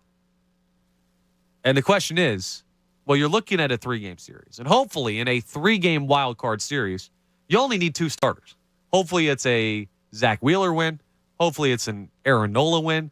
And then hopefully it's move on to the next round. But there's a chance it goes 3 games. All 3 games will be on the road, most likely, for your Philadelphia Phillies, unless they track down the Atlanta Braves for the top wild card spot, which doesn't seem likely considering how well Atlanta's been playing and how tough they are to beat. But if you end up in a 3rd game, we're getting to the point of the season where we need to discuss who's making your 3rd start in a wild card series. Now, there's a heavy odds-on favorite, and it's Ranger Suarez, who, when he's good, you get ready for, I'm not a real big hot take guy. Hot takes coming here. So put on your oven mitts. You're going to have to handle this one with care. I think Ranger Suarez, at his peak, when he's at his best, might be the best pitcher on his staff. It's inaccurate, but yeah, sure. Whatever you want to say. At his peak. Okay, at Zach Wheeler's peak, at Aaron Nola's peak. They're significantly more consistent. They're better pitchers overall. There's something about Ranger Suarez when he's going really good. He might have the best stuff on this staff. He's a very good pitcher. He is. We said it. And since he became a starter last August when he transferred from the role as the closer to a starting pitcher, the dude has like a 2.78 ERA in like 32 starts or something like that. At their peak, Aaron Nola is much better than Ranger Suarez. Zach Wheeler is much better than Ranger Suarez, but that's okay. I mean, it's nice to have 3 good pitchers on your team. It doesn't necessarily matter who is the best, but you have 3 pitchers you can rely on. Remember this conversation for this time next year. We'll file this one away. We'll not forget it. Trust me. There were points where Vance Worley had the best stuff on a Phillies staff when he was at his peak. I'm not saying Ranger Suarez is a better pitcher than Zach Wheeler or Aaron Nola right now. I'm just saying, like, when he had, you know those guys in basketball, here's a comparison. There's guys in basketball, like, who's the best shooter on the Golden State Warriors? Probably Klay Thompson or Steph Curry. It's Steph Curry. Yes. He's the best three-point shooter in history. Yes. But Klay Thompson has this, like, flamethrower heat check mode. Yes. Where he just has this streak where he can score 40 points in a quarter taking 4 dribbles. Right. Like, yes. I think Ranger Suarez is like the flamethrower heat check of the Philadelphia Phillies pitcher. I mean, listen, the ERA is down to 3.31 now. So it's not exactly the craziest thing I've ever heard you say. But, yeah. He had like a 1.56 last year in like really 100 innings. Yeah. But we'll see. We'll file it away. That's more in me calling my shot as well, saying that I think we're going to see continued growth from him. Regardless, those are the 3 guys in our minds, right? But now we've got the issue of aiming up who pitches when. They're going to have to kind of dance around a little bit and figure out how to set up the timing of starts so that it is, in fact, Wheeler, Nola, Suarez. And the other thing that we need to ask, because it bears asking, is there any chance that Kyle Gibson is the 3rd starter in a playoff series? Well, so Tyler Zulli and I were discussing this about 2 weeks ago, I'd say. It was right around when the trade deadline, when they acquired Noah Syndergaard, and we had that conversation about who you're trusting as your number 3 right now. I said Kyle Gibson at the time. I did, because I think in a winner-go-home, which Game 3 would be if you get to that in the playoffs, in the first series being a 3-game series, winner-go-home type game in a playoff series, I'm most of the time going to trust the veteran in that situation. Like, there's cases for everything. If you have a young pitcher who, you know what I mean, like Shane McClanahan for the Tampa Bay Rays, if you don't know him out there, the dude's like the next guy, pretty much. Like, he's going to finish top 5 in Cy Young voting as a second-year player right now. If you have a guy like that over, like, your 5th starter or, you know, whoever it may be, then there's conversations. But if the ERAs are similar, if they're pitching similar going into the playoffs, most of the time I'm going to trust the veteran in that situation. Now, Kyle Gibson, I don't believe, has ever pitched in the playoffs, but he's had more high-leverage games. He's thrown a ton of more innings. He has a 12-year career. He's seen more things. He's gotten out of more jams. I am most likely going to trust the veteran in that situation. Since then, Ranger Suarez has pitched 14 innings in 2 games, has 1 earned run and 12 strikeouts. Listen, if he continues to pitch like this, Ranger Suarez, I don't think there's any question about it. And Kyle Gibson hasn't been pitching bad by any means. But Ranger Suarez is taking advantage of that opportunity, is, you know, convincing the Phillies fans and the Phillies staff, like, no, I am your number 3 guy. You can count on me. If he keeps this up, there's no question about it. I'm changing my mind. It's Ranger Suarez. Something you just brought up, and we're going to take a quick aside here. We will discuss what you just said in a second. What pitcher on this starting rotation, has made a playoff start before? I believe Zach Wheeler and Noah Syndergaard. Was Syndergaard with the Mets? Yes. And Zach Wheeler with the Mets as well I when believe they so. made that World Series. Okay, I wasn't sure if Wheeler was on that team at that point. I don't know for certain. I'll check it out real quick. But I know Nola, Syndergaard definitely. He had a World Series start, but I'll check Wheeler. Aaron Nola has never made a playoff start. Kyle Gibson, though. Ranger Suarez, though. Like, this is there's a lot of guys on this team who are going to be seeing the playoffs for the first time if they do make it in. So that's interesting. And I do like your thought process when it comes to the veteran pitcher getting the nod if all things are equal. My issue is I just don't think all things are equal. I think maybe a month ago, if you had asked me, Kyle Gibson would have been my 3rd starter. And what Ranger Suarez has done recently is just incredible. Think about what he did against the Reds and the Mets over the course of the last week. It's just unbelievable in back-to-back starts. He's going about as good as anybody you got in the rotation right now. And I think he's got to be your 3rd guy. If you have concerns about him because he is a young player, okay, that's fine. And there's some legitimacy to that. But you can also kind of tell with players whether or not their demeanor lends themselves to big moments. Like Tyrese Maxey with the Philadelphia 76ers. I don't think there was any worry heading into the playoffs last year that he wasn't going to show up. Because he just has that demeanor where he's not scared of anything. He's always zoned in. He would play against LeBron James the same way he'd play against me and you. He just shows up for the moment. Ranger Suarez is one of those guys that I don't know that he has a pulse.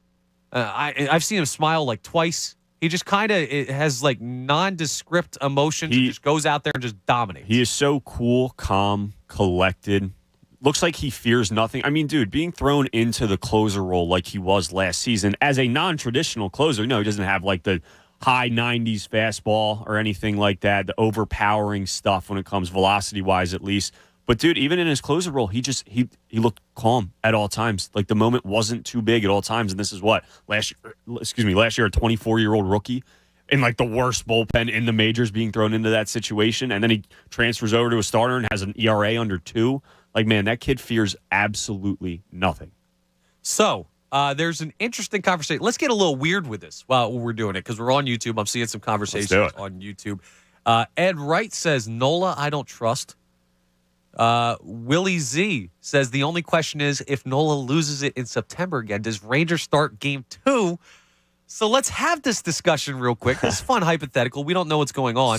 But a couple rough starts from Aaron Nola and Zach Wheeler. Ranger Suarez has been really good. Is there a chance Ranger Suarez is starting the second game? It could be an elimination game. Let's say the Phillies lose game 1 of an NL wildcard series against whoever. I don't care who the opponent is. And you're going into game 2 and it's an elimination game. Is there a chance this fan base and this team is going to want Ranger Suarez making that start over Aaron Nola? Because I think we agree Zach Wheeler is getting the ball for game 1 of a playoff series as long as you can make the timing work, right? The fan base, yeah, I think there is a possibility that the fan base wants Ranger Suarez over Aaron Nola in game 2, potentially. I can't see the Phillies doing it unless we just see an absolute collapse from Nola down the stretch, which, if we're being honest, we've seen it in the past.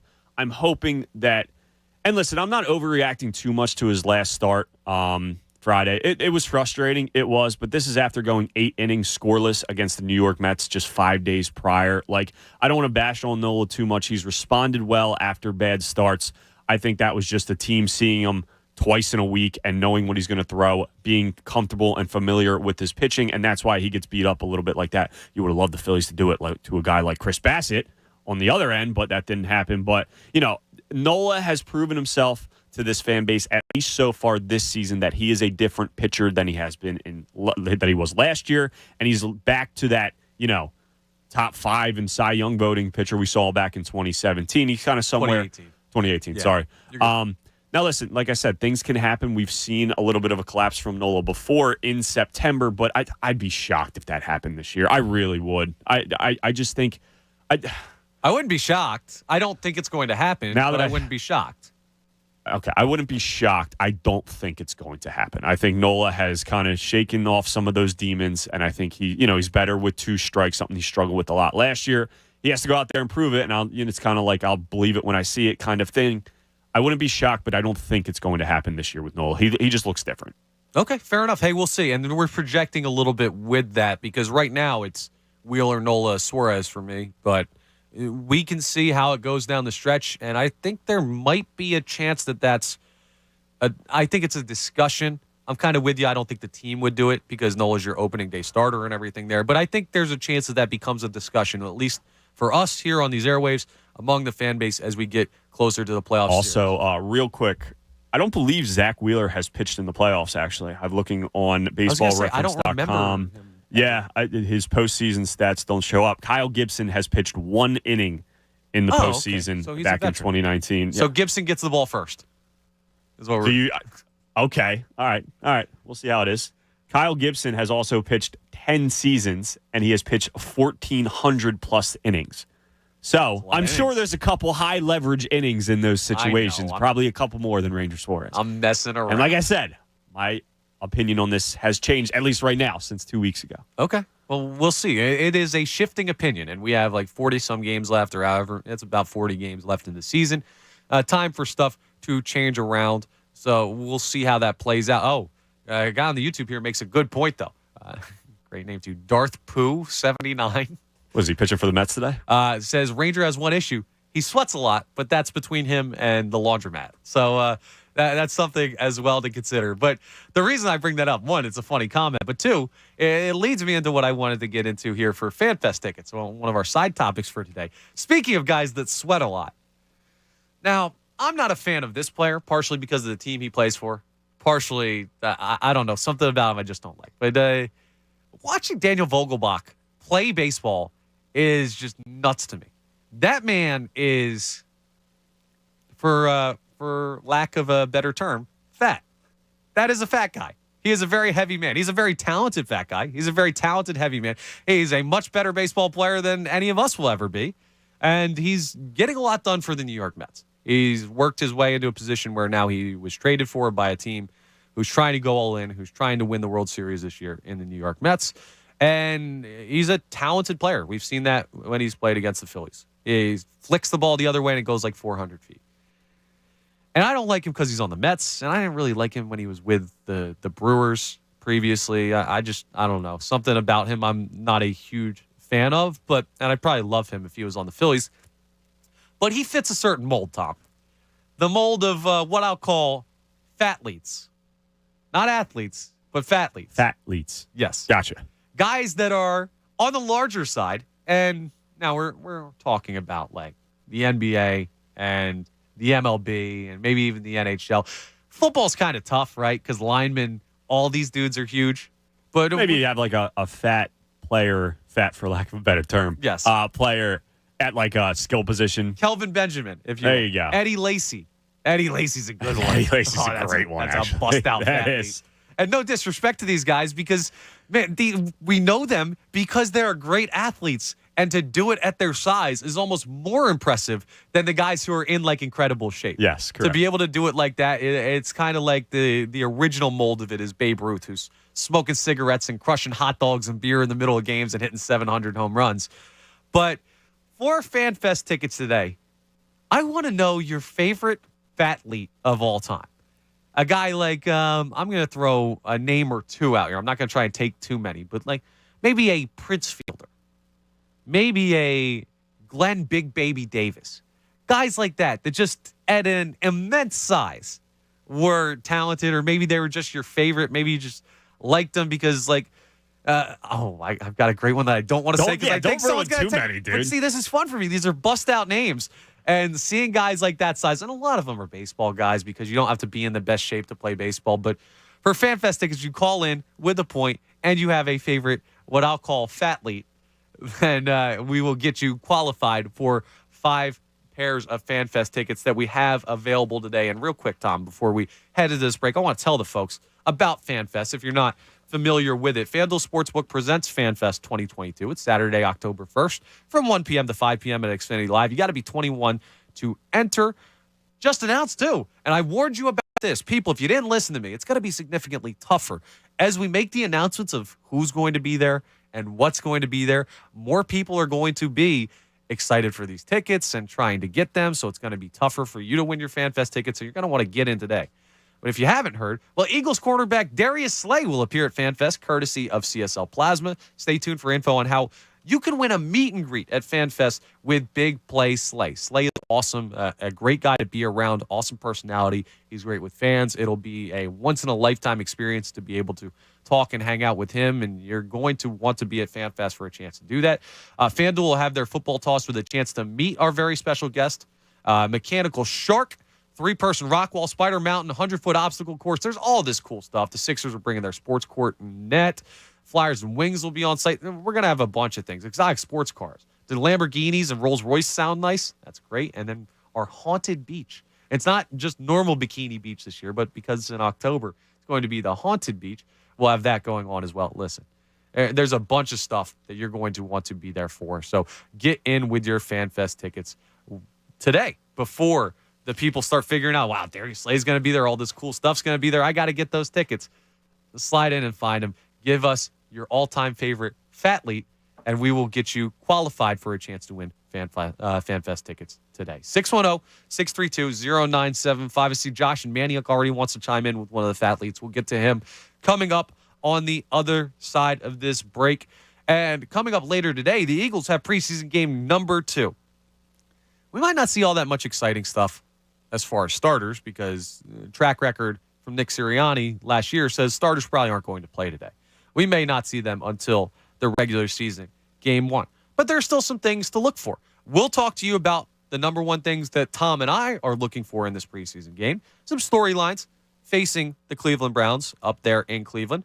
And apparently, and Tom is making a claim here that he's fixed the preseason. I do. I got it figured out.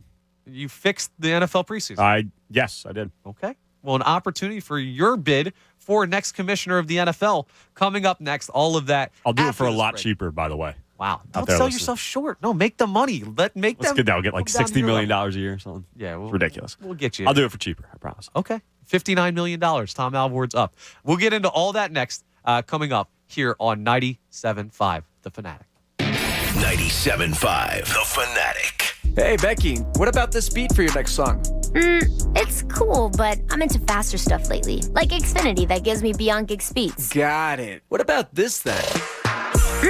It sounds powerful, just like Xfinity. Because its supersonic Wi-Fi has 3 times the bandwidth, you can connect hundreds of devices at once. That's what I call power. Unbeatable internet from Xfinity. Made to do anything so you can do anything. Learn about the next generation Wi-Fi from Xfinity. Or get started with unlimited 300 megabits per second internet for $29.99 a month with a 2-year rate guarantee and no annual contract required when you add Xfinity Mobile. Plus, get a free 4K streaming box. Go to Xfinity.com, call 1-800-XFINITY, or visit a store today. Limited time offer. Restrictions apply. Requires paperless billing and autopay. New Performance Pro internet customers only. Xfinity Mobile requires post-pay Xfinity internet. After 24 months, regular rates apply to all services and devices. Actual speeds vary. Requires compatible Xfinity gateway. Limited quantities available. John Kincaid, I've been telling you about Copair Health, COPAREhealth.com. It's taken Philly by storm. Nate heard about it on The Fanatic. And what are you down, Nate? 25 pounds? You sexy beast, you. 25 pounds, yep. I'm not even halfway through. I'm expecting to lose a lot more. Okay, so you came in with a goal of losing 50 or more. Actually, with a goal of losing over 80. How much more confident do you feel now already losing this much weight on Copair? A lot more confident. I feel like it's achievable. You just keep looking at, I'll start next week. I'll start next month. And then 6 months pass, you don't do anything. Now it feels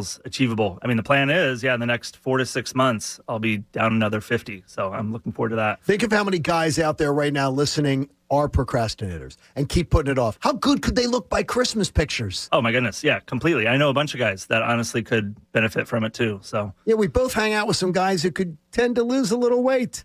So now we're going to show them the way with Copair Health. How about that? Sounds good. Nate's telling you. I'm telling you. Get into Copair Health. COPAREhealth.com. Bet Rivers Casino app has so many slots, your head will spin.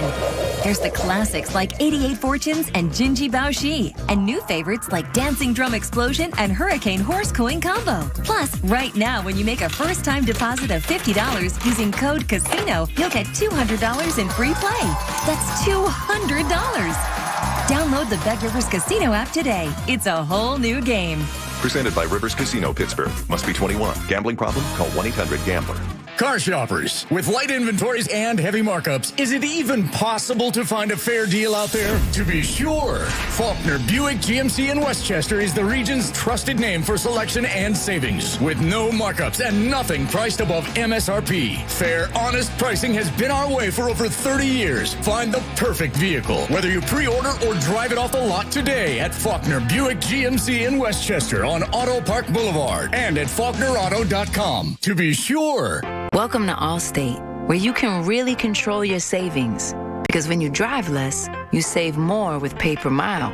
So you're really in control of your savings, only paying for the miles you drive. Yeah, life is good when you're in the driver's seat. Allstate. Here, better protection costs a whole lot less. You're in good hands with Allstate. Click, call, or visit allstate.com to save today. Not available in every state. Savings vary, subject to terms, conditions, and availability. Allstate Fire and Casualty Insurance Company, Norfolk, Illinois. It's not easy being the one everyone counts on to keep the facility running, no matter the weather or supply chain hiccup. But we get you, Raymond in Buffalo, and Maria in Miami, Jules in Minneapolis, and Stan in Central Indiana, taking control of everything that's under your control. At Grainger, we're here for you with experienced branch staff at over 250 locations so you get the product you're looking for. Call, click Grainger.com, or just stop by. Grainger, for the ones who get it done. When others treat your fries as an afterthought, all you're left with are cold, soggy fries. That's why Wendy's fries are ones you won't forget. Guaranteed to be hot and crispy, or we'll replace them. We're talking natural cut, skin-on fries, perfectly seasoned with a hint of sea salt. In fact, they're even preferred almost 2-to-1 over McDonald's. These are fries so hot and crispy, they beg a new question. What would you like with your fries? Trying them today, only at Wendy's. At participating U.S. Wendy's, taste preference based on a national taste test by an independent research company. I'm John Morgan of Morgan & Morgan. 40% of Americans don't have $400 saved in case of an emergency. People are working harder and harder, but falling further and further behind. That's why at our firm, our fee is free. You don't pay us anything unless we win your case. When you're injured in an accident or hurt on the job, choosing a lawyer will be the most important decision you'll have to make. Injured? Call Morgan & Morgan, America's largest injury law firm. Visit forthepeople.com for an office near you. Ray Magliozzi here for eBay Motors. Okay, easy now. You're teaching your kid how to parallel park. Ouch! Turns out he likes to do it by feel. Don't worry, eBay Motors has bumpers, taillights, trunk lids, license plate holders, 122 million parts. Pull up just a little bit. And headlights. They've got lots of headlights. Get the right parts at the right prices. eBay Motors. Let's ride. When you bundle your renters and auto insurance with Progressive, you could save money, but it doesn't cover any terrible memories living rent-free in your head. You remember that time you were singing in the shower, and then you heard a knock on the wall, and then you realized that your bathroom shared a wall with your neighbor's bedroom, and all you could do was stand there silently, thinking about all the other things they may have heard in the 4 years you've lived there? Yeah, good times. Sorry, we can't save you from that memory, but we could save you money bundling your renters and auto insurance with Progressive. Coverage from Progressive Casualty Insurance Company, affiliates, and third-party insurers. Renters insurance and bundle discount not available in all states or situations. Are you a skilled and creative carpenter? If so, Valley Grove Construction is looking for you. We keep our carpenters engaged and motivated by doing a variety of work throughout the day. We strive to keep a safe and entertaining work environment, so our carpenters look forward to coming in each day. If you're looking to make top dollar and join a company that will truly value your talent, please apply today. That's valleygroveconstruction.com and click on the Join Our Team link. Apply today. We're waiting. valleygroveconstruction.com. That's valleygroveconstruction.com. Hello? 97.5 The Fanatic FM radio.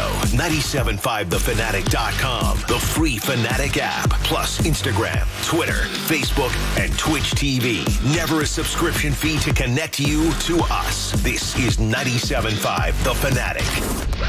Philadelphia.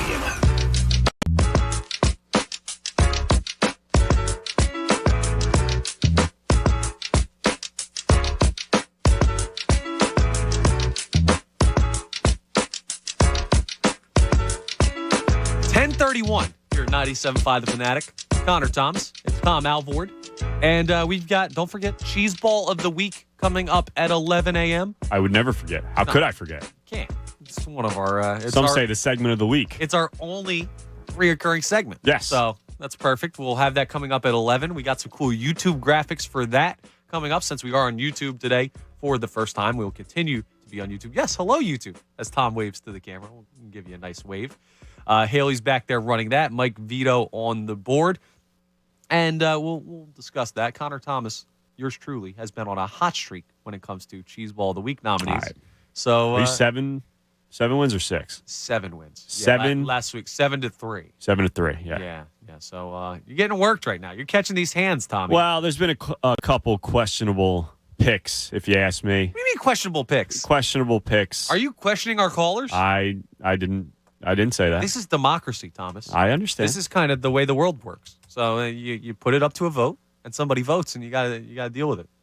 Well, win streaks have to start somewhere, and that starts today. They do. Well, we'll see. But that comes up at 11. You're not going to want to miss it. Also, this weekend's programming is brought to you by Papa John's. Better pizza, better ingredients. That's Papa John's.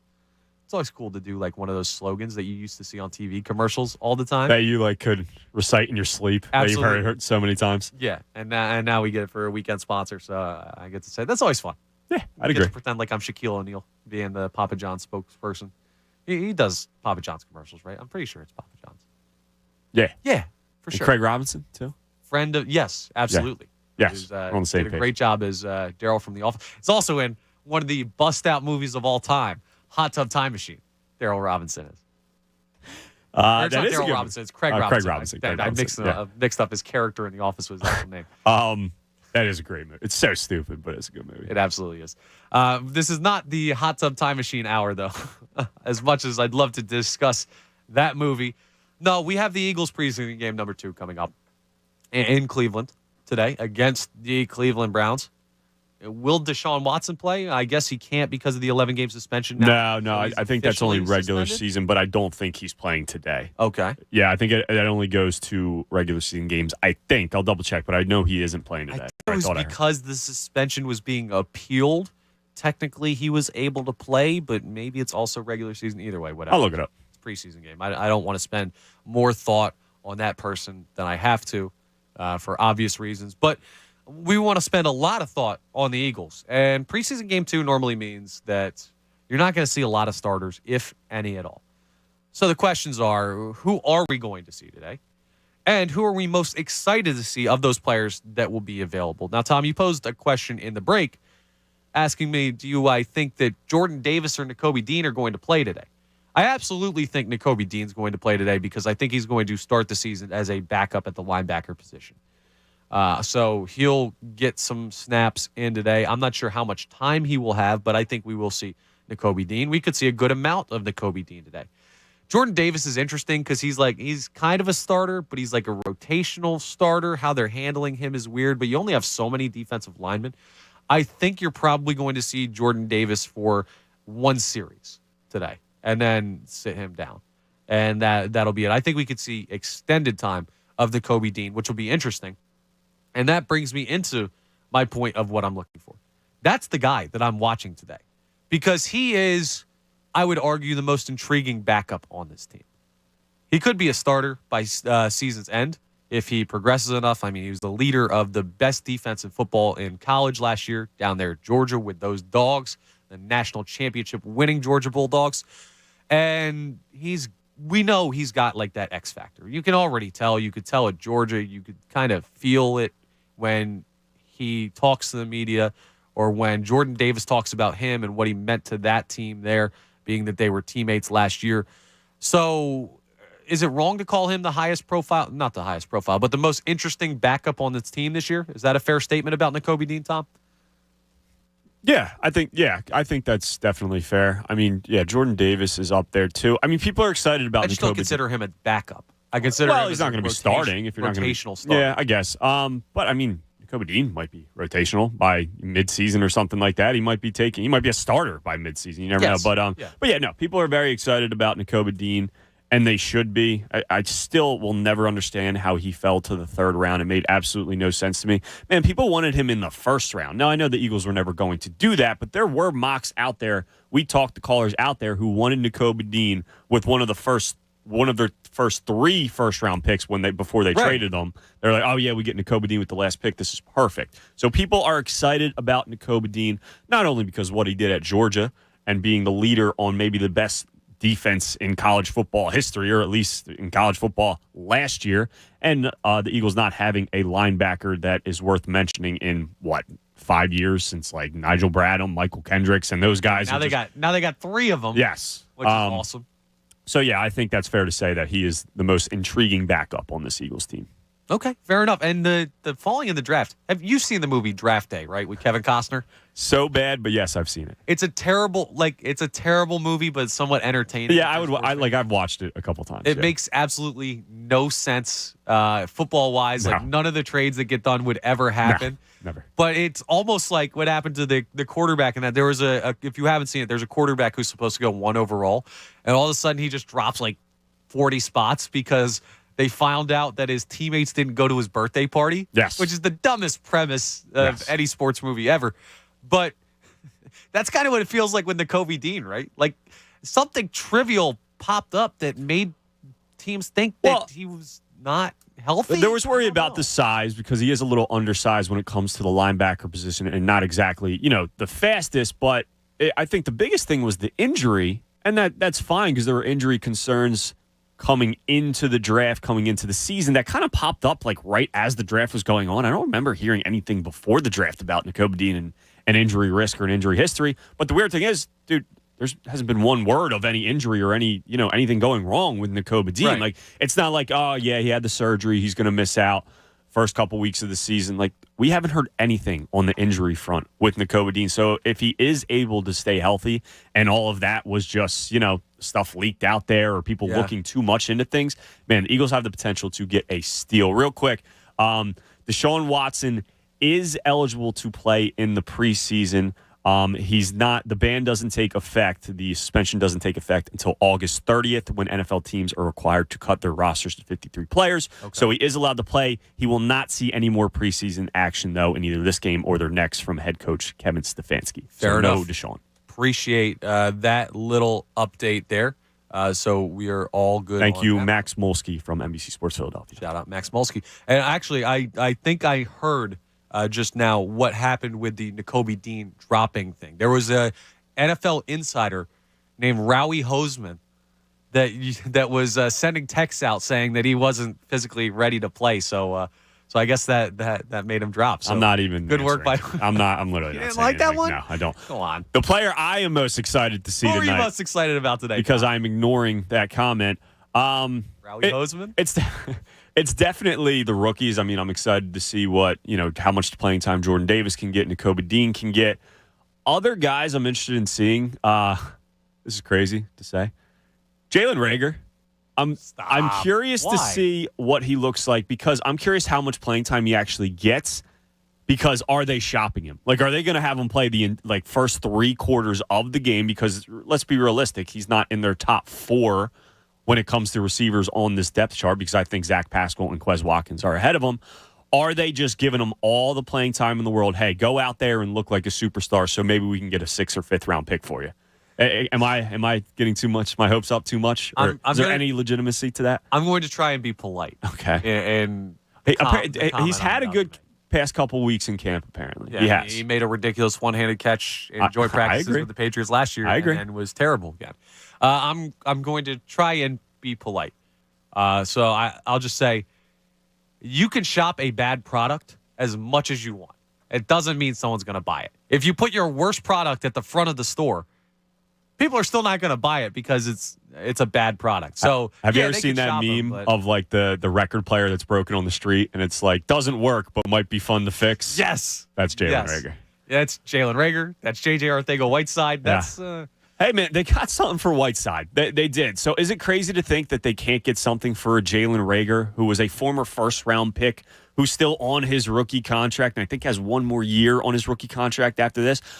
It wouldn't shock me if they got something for him. It really, if you get something for JJ Arcega-Whiteside, now it might just be a special teams player that Seattle was looking to cut anyway. I think they get something for Reagor if they do end up trading him.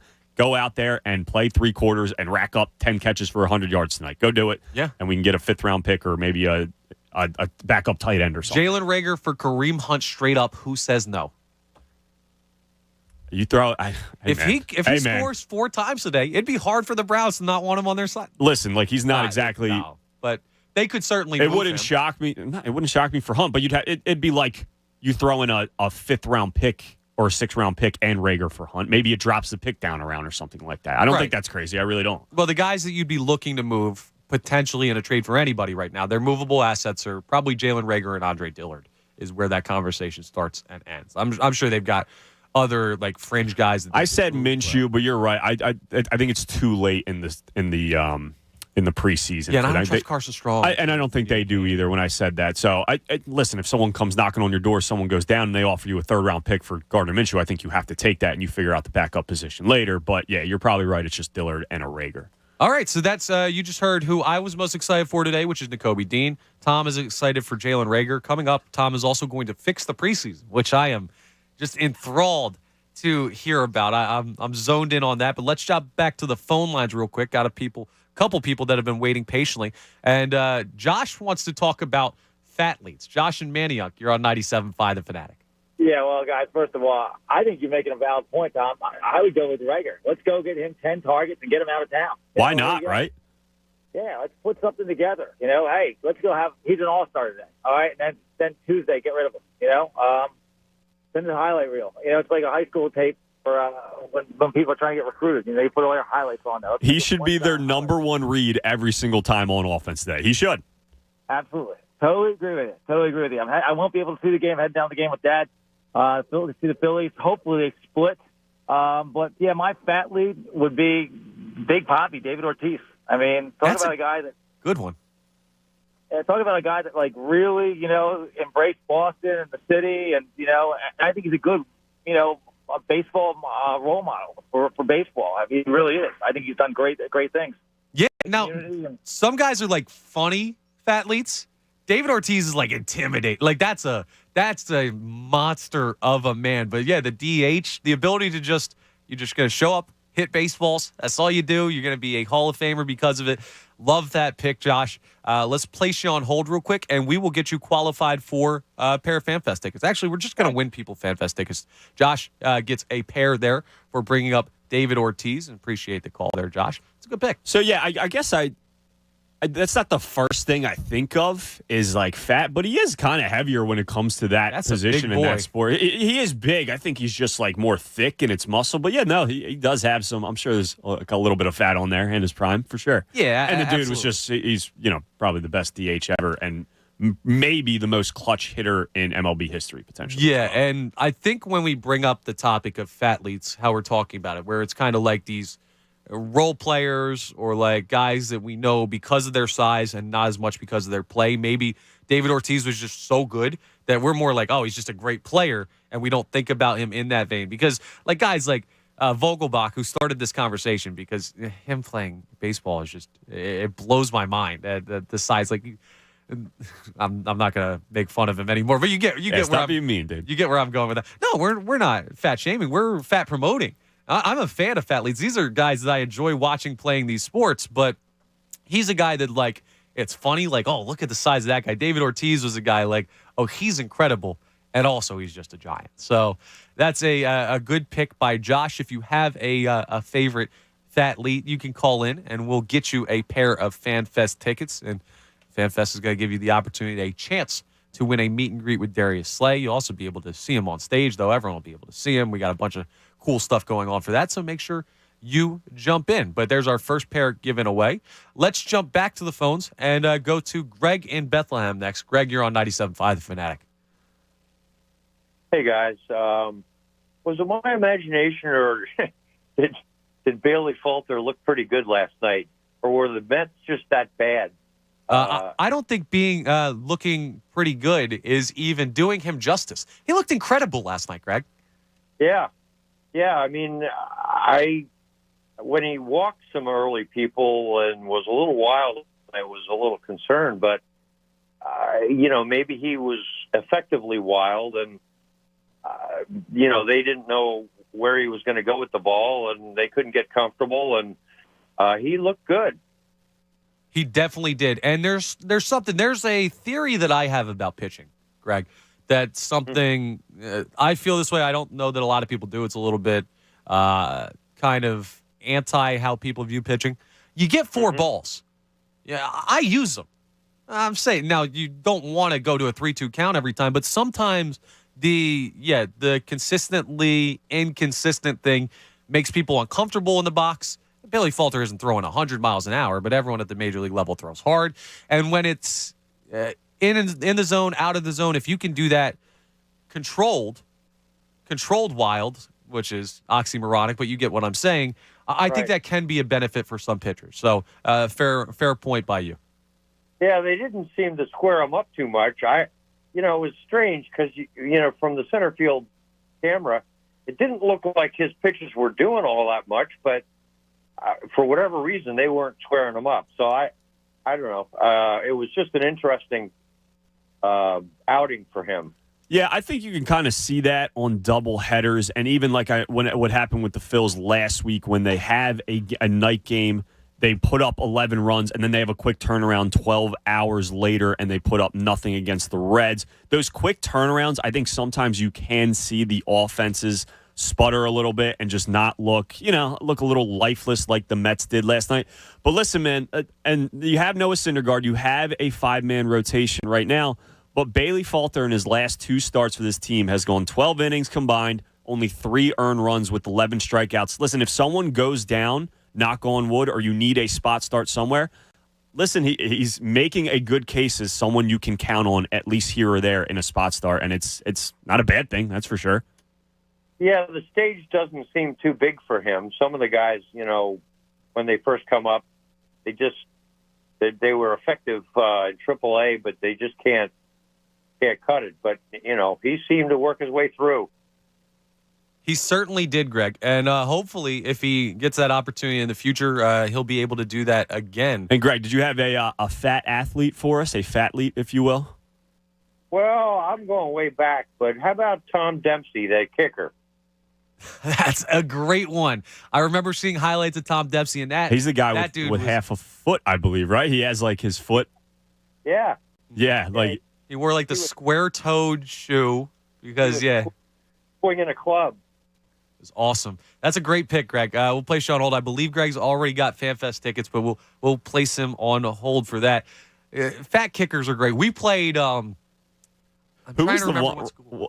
Was it Randy Bullock, the guy for the Titans? I think there's like a fat kicker out there recently. Yeah. I think it was Randy Bullock, who just looks big in his picture. Yeah. Oh, definitely. And kickers can sometimes it takes. There's a saying for weightlifting. It takes weight to move weight. Sometimes big guys, you just kick the ball further. You have more weight. You generate more power. It works. We played a team in high school, and I'm trying to remember what high school he played for. But are you showing me? Oh, yeah, Randy Bullock. Yeah, that's a unit. That's what that is. That is a unit. Me? That's the only way to describe it. This is fun. I love bust out fat leads like this. We played a team where the kicker had to be maybe 5'8" and more than 3 bills, dude. This dude was, and he could kick the heck out of the ball. And it was a really good team. And he made like 3 field goals in the game. Was he accurate too? Yeah. He can play. Hey man, a lot of lower body strength. Why not? I get it. Yeah, but I love that stuff. That's always fun. So we're not going to see any. We'll see some big boys in the game with the Eagles and the Browns today, but not just fat leads that we're talking about. We're also discussing the Eagles preseason game, and Tom's big thing he wanted to see was Jalen Reagor. My big thing I wanted to see was the play of Nakobe Dean, who I believe will get extended snaps. Now, Tom, I want to give you the time to fix the preseason. So we're going to get into that on the other side, and you're going to solve all of the NFL's preseason issues. We're also going to solve the issues of the world one cheese ball at a time by nominating the cheese ball of the week coming up at 11. So we have that coming up next. And 610-632-0975 if you want to jump in on the Phillies discussion, the Eagles discussion, the Fat Leads discussion. We got plenty of stuff going on today. But we're also going to talk some basketball coming up.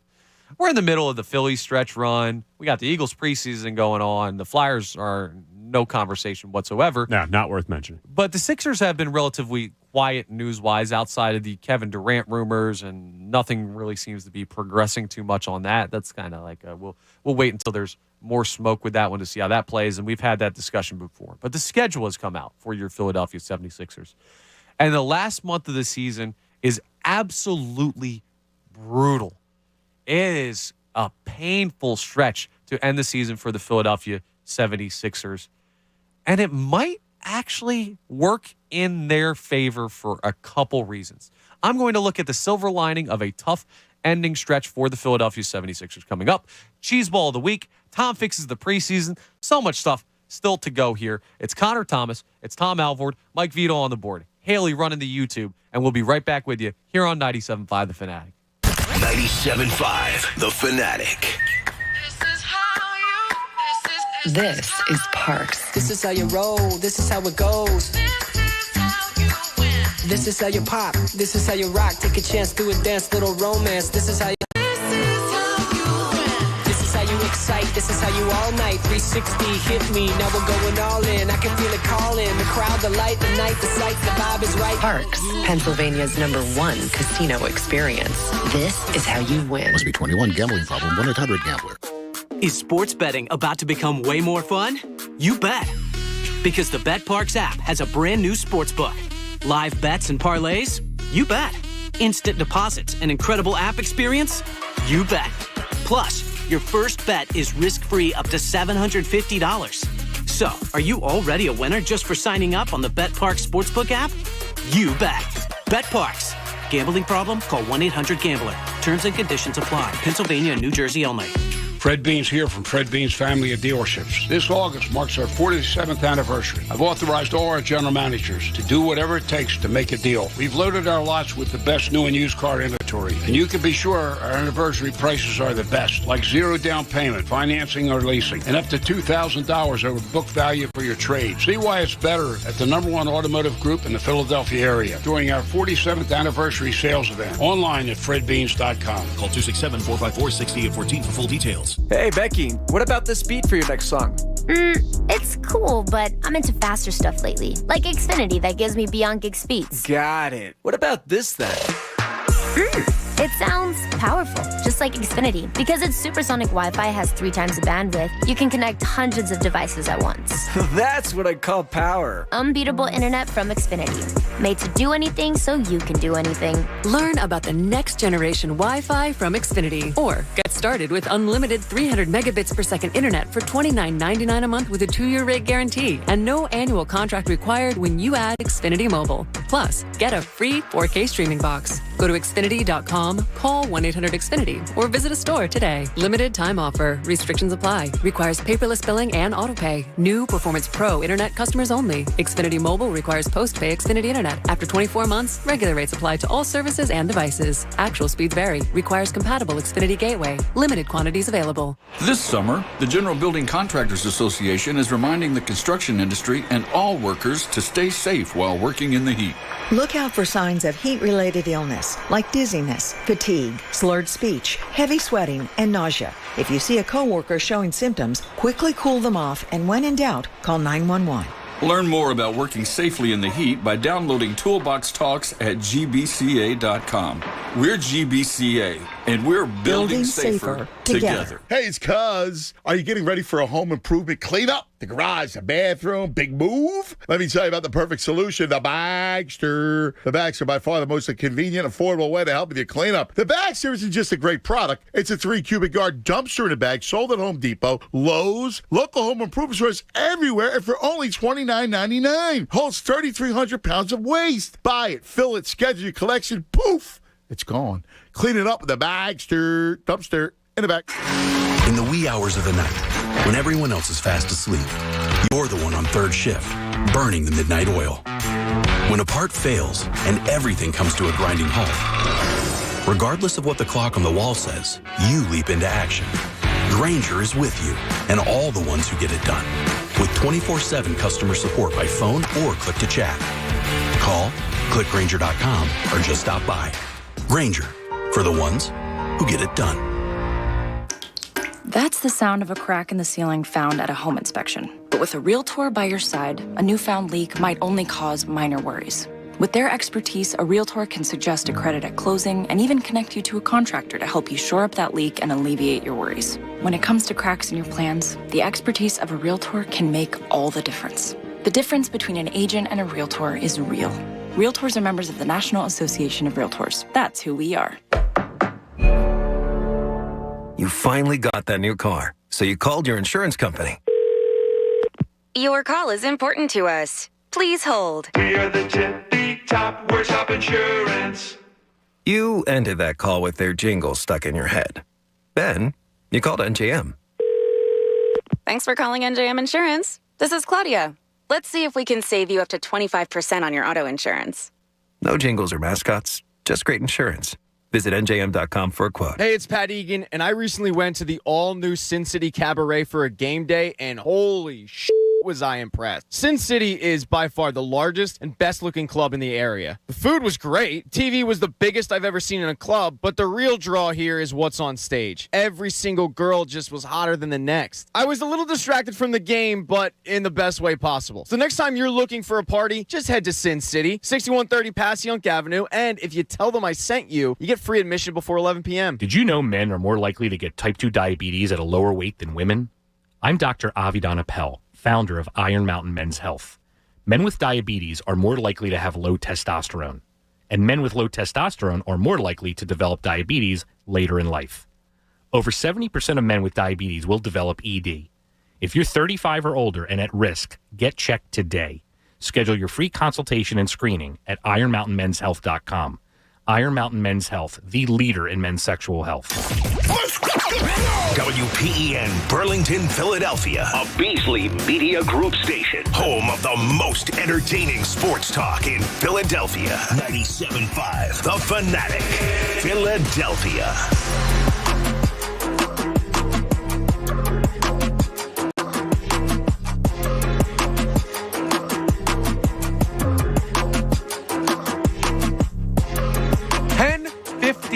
We're coming up on 11 o'clock Sunday morning. Y'all know what that means by this point. It's time for myself, Connor Thomas, and Tom Alvord to give our nominees for Cheese Ball of the Week. And we have an internal nomination. Is that right? Yeah, coming up for... Is it you? We'll find out. Okay, all right. We'll see. My I'm bad. not going to give it away. My bad. You're going to go first this week because I went first last week. I believe. No, No, did you go first last week? Okay, well, you're going to go first this week because you went first last week, and we're going to keep continuity. I just don't want to go first. That's all you got to say. Winner picks, so if you don't want to go first, that's fine. Absolutely. You got it. I feel like I'm handing you the mic over like in 8 Mile. Right? Like, let this fool go first. Okay. Let's see what you got this week.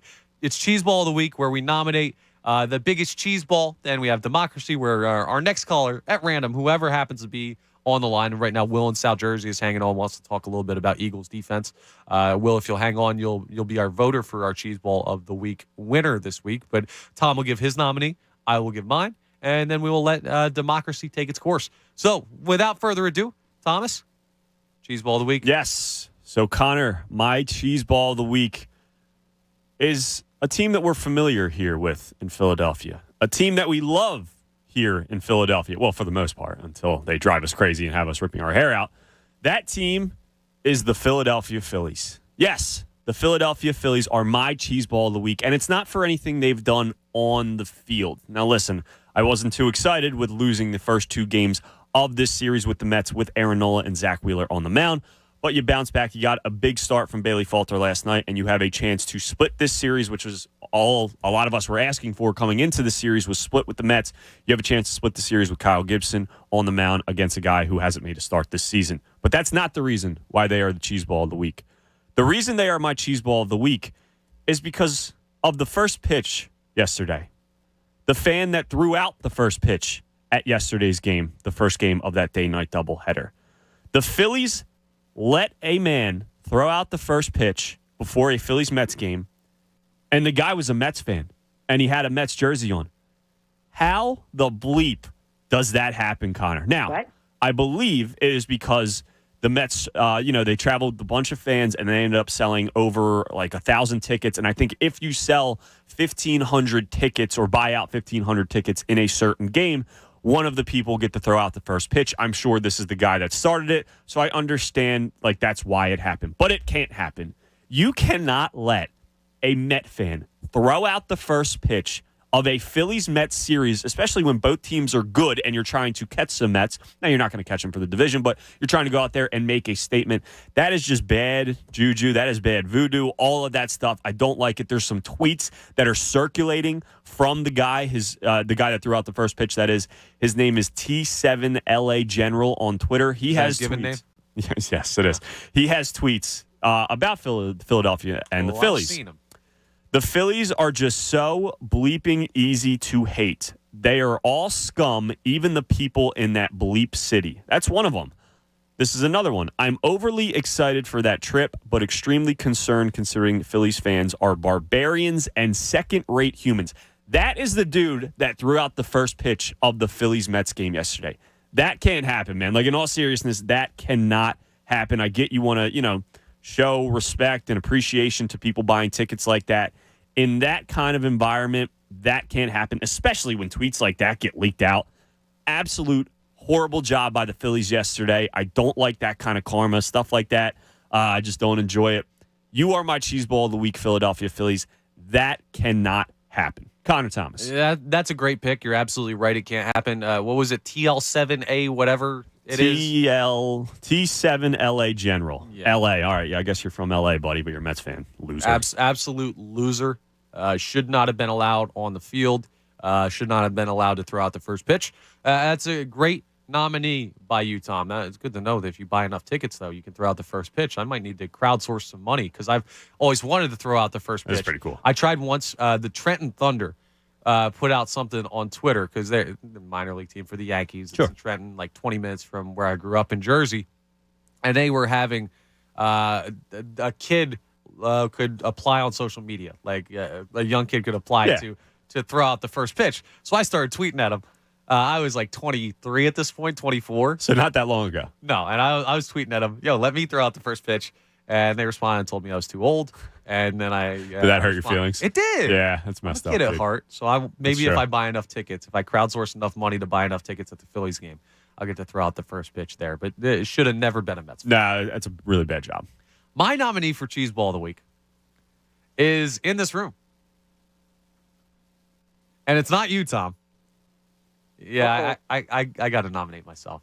Yourself? Yeah, I got to nominate myself. So this is the original Cheese Ball of the Week nominee. The OG Cheese Ball. This award was started when I drove in shirtless in my car to avoid getting sweaty, which was perfectly warranted considering how hot it was outside, but people don't seem to see it that way, and I was called a cheese ball multiple times. Well, I have a bunch of buddies in town for a fantasy draft. So there are 10 of us in the league. Everyone was here. And we were all over my parents' house in Jersey for a pool party yesterday. Very nice. At my mom's. We're swimming and everything. And then we went and played a game of wiffle ball down at the park. Also nice. Yeah, in our neighborhood. So we were playing wiffle ball. I was dicing. I was on the mound. I was feeling good. It's a 0-0 game in like the 6th inning. Looking like Bailey Falter out there. Oh, so good.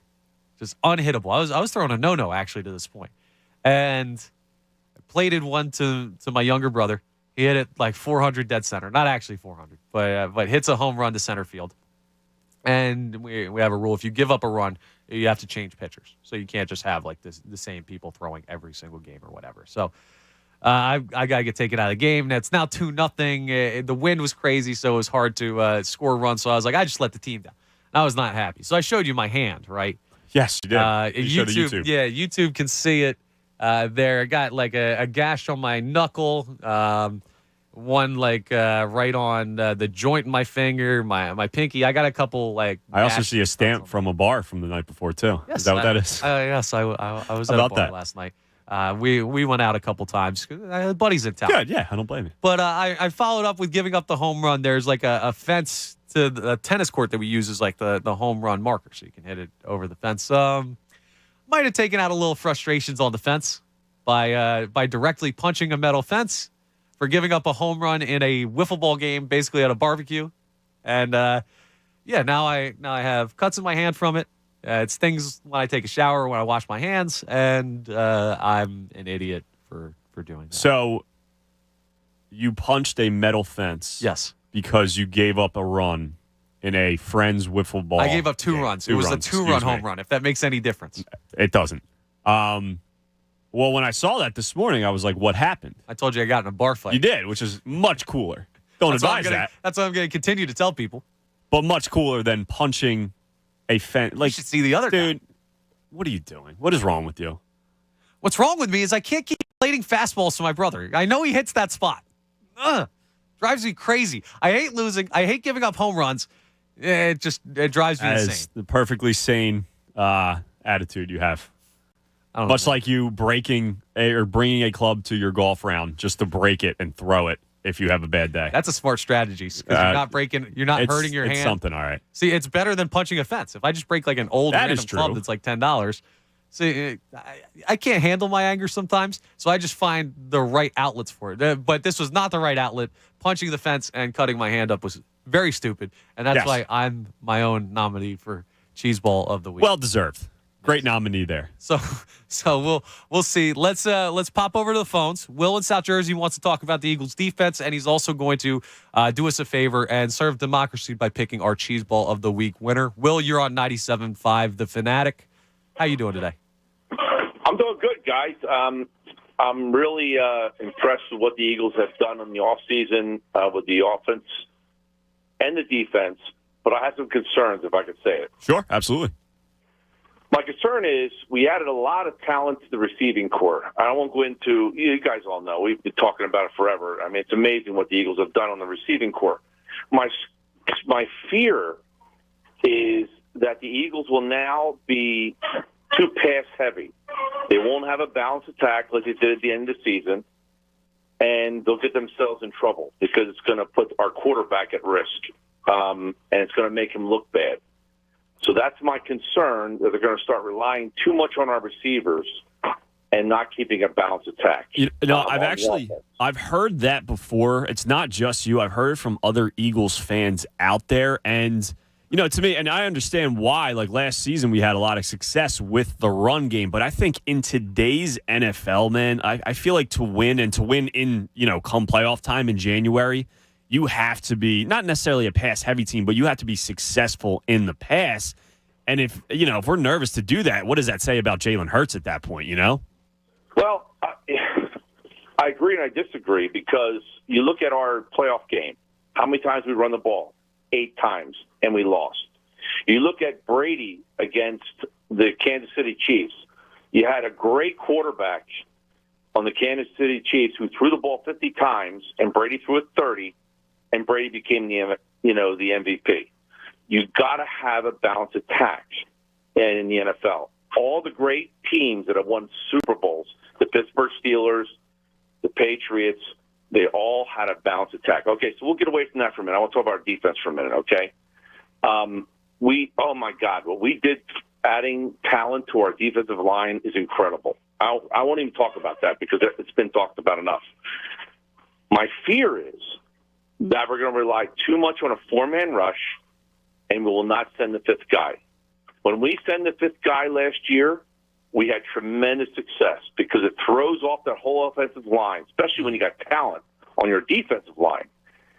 So my fear is with the Eagles this year is we're going to rely too much on the talent we added. And not enough planning by Jonathan Gannon to actually get that pressure. Listen, Will, it's a valid concern there because they were light on blitzes last year. Yeah. And we know how Jonathan Gannon could be with that, at least so far in his tenure here. Now, I'm going to discuss that a little bit deeper in a second. We do need you to serve a purpose for the show here real quick, though, more than just your wonderful call. We need a pick for the Cheese Ball of the Week. So the 2 nominees again, Tom nominated the Phillies for allowing a Mets fan who has been vocal on social media about hating the city, the fans, and the team to throw out the first pitch at one of yesterday's doubleheader games. And I nominated myself for punching a metal fence over giving up a home run in a wiffle ball game. So who would you like to pick for Cheese Ball of the Week? The floor is yours. Well, I'd love to pick you for hitting a metal fence because I think it's pretty stupid. But it is. I got to give it to, come on, man. You're going to have that Mets guy go out there who hates the Phillies and pitch the first pitch. That's just, somebody has to intervene there. Somebody's got to stand up and say, no, it ain't happening. Yeah, it can't happen, man. It really can't. And, Will, thank you, man. You made a great selection. We were going to put you on hold for a pair of FanFest tickets. Thank you for helping this out. And thank you for picking me and getting me back in the win column there, Connor Thomas. It is now 7-4. I remember my 4th win. That's a good one. Yeah. And about a month ago. Listen, we win one more. That's a winning streak. That is. So I lost again, so I'm gonna go punch a metal fence real quick. You finish the rest of this. You got a sign behind you or a window there. Why don't you punch that glass window or something? That'll be smart. I'm good on that. I've never punched glass before. I don't think I have that in my future.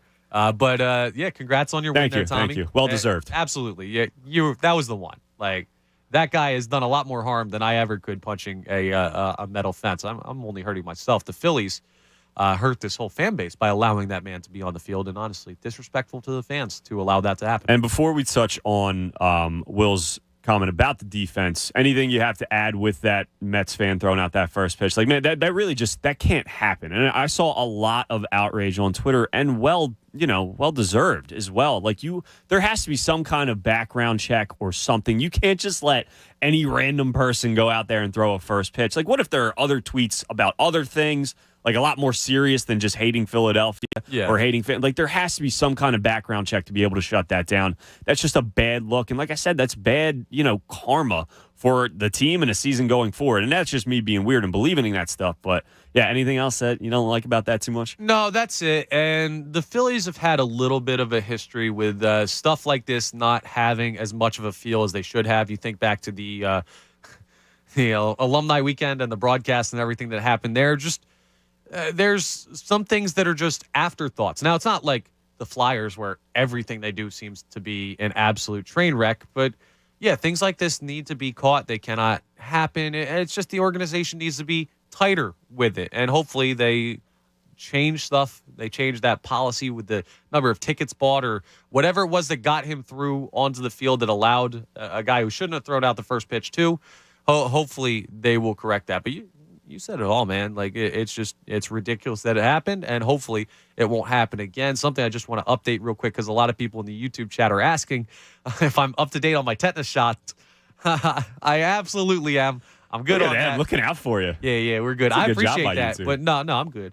I'm chilling. And that's good. I'm glad to hear. I got two hands. If I lose my right hand, what does tetanus even do? I don't know what the. I wouldn't advise you to get it. So I'm not a doctor. Not I just play one on the radio.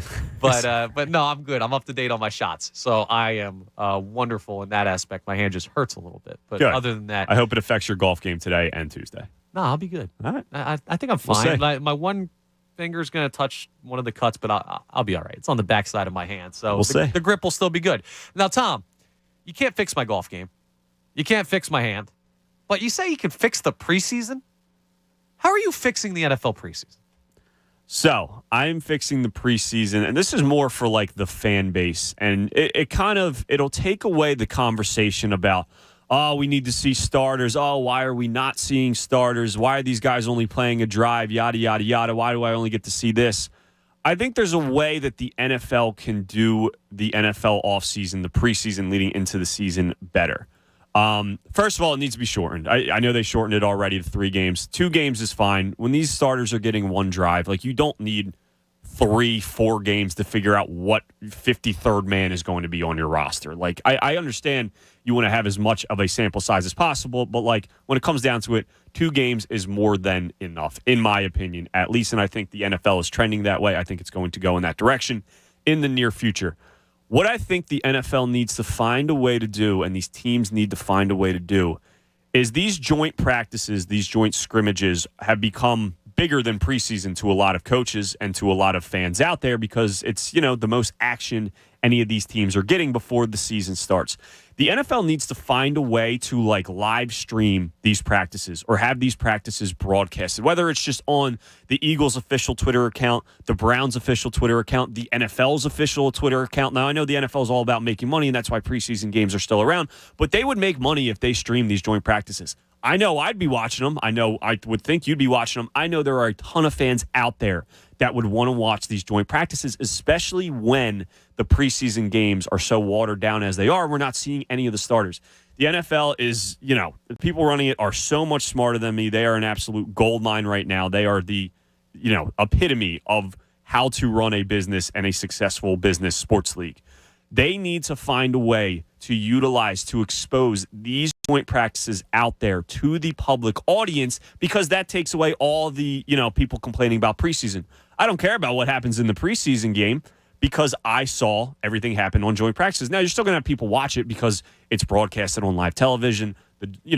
People are wearing, you're seeing some of the starters out there, or some of the backups out there. You're still seeing some of the rookies. They're still going to get more playing time, the same playing time as they would be in any preseason game.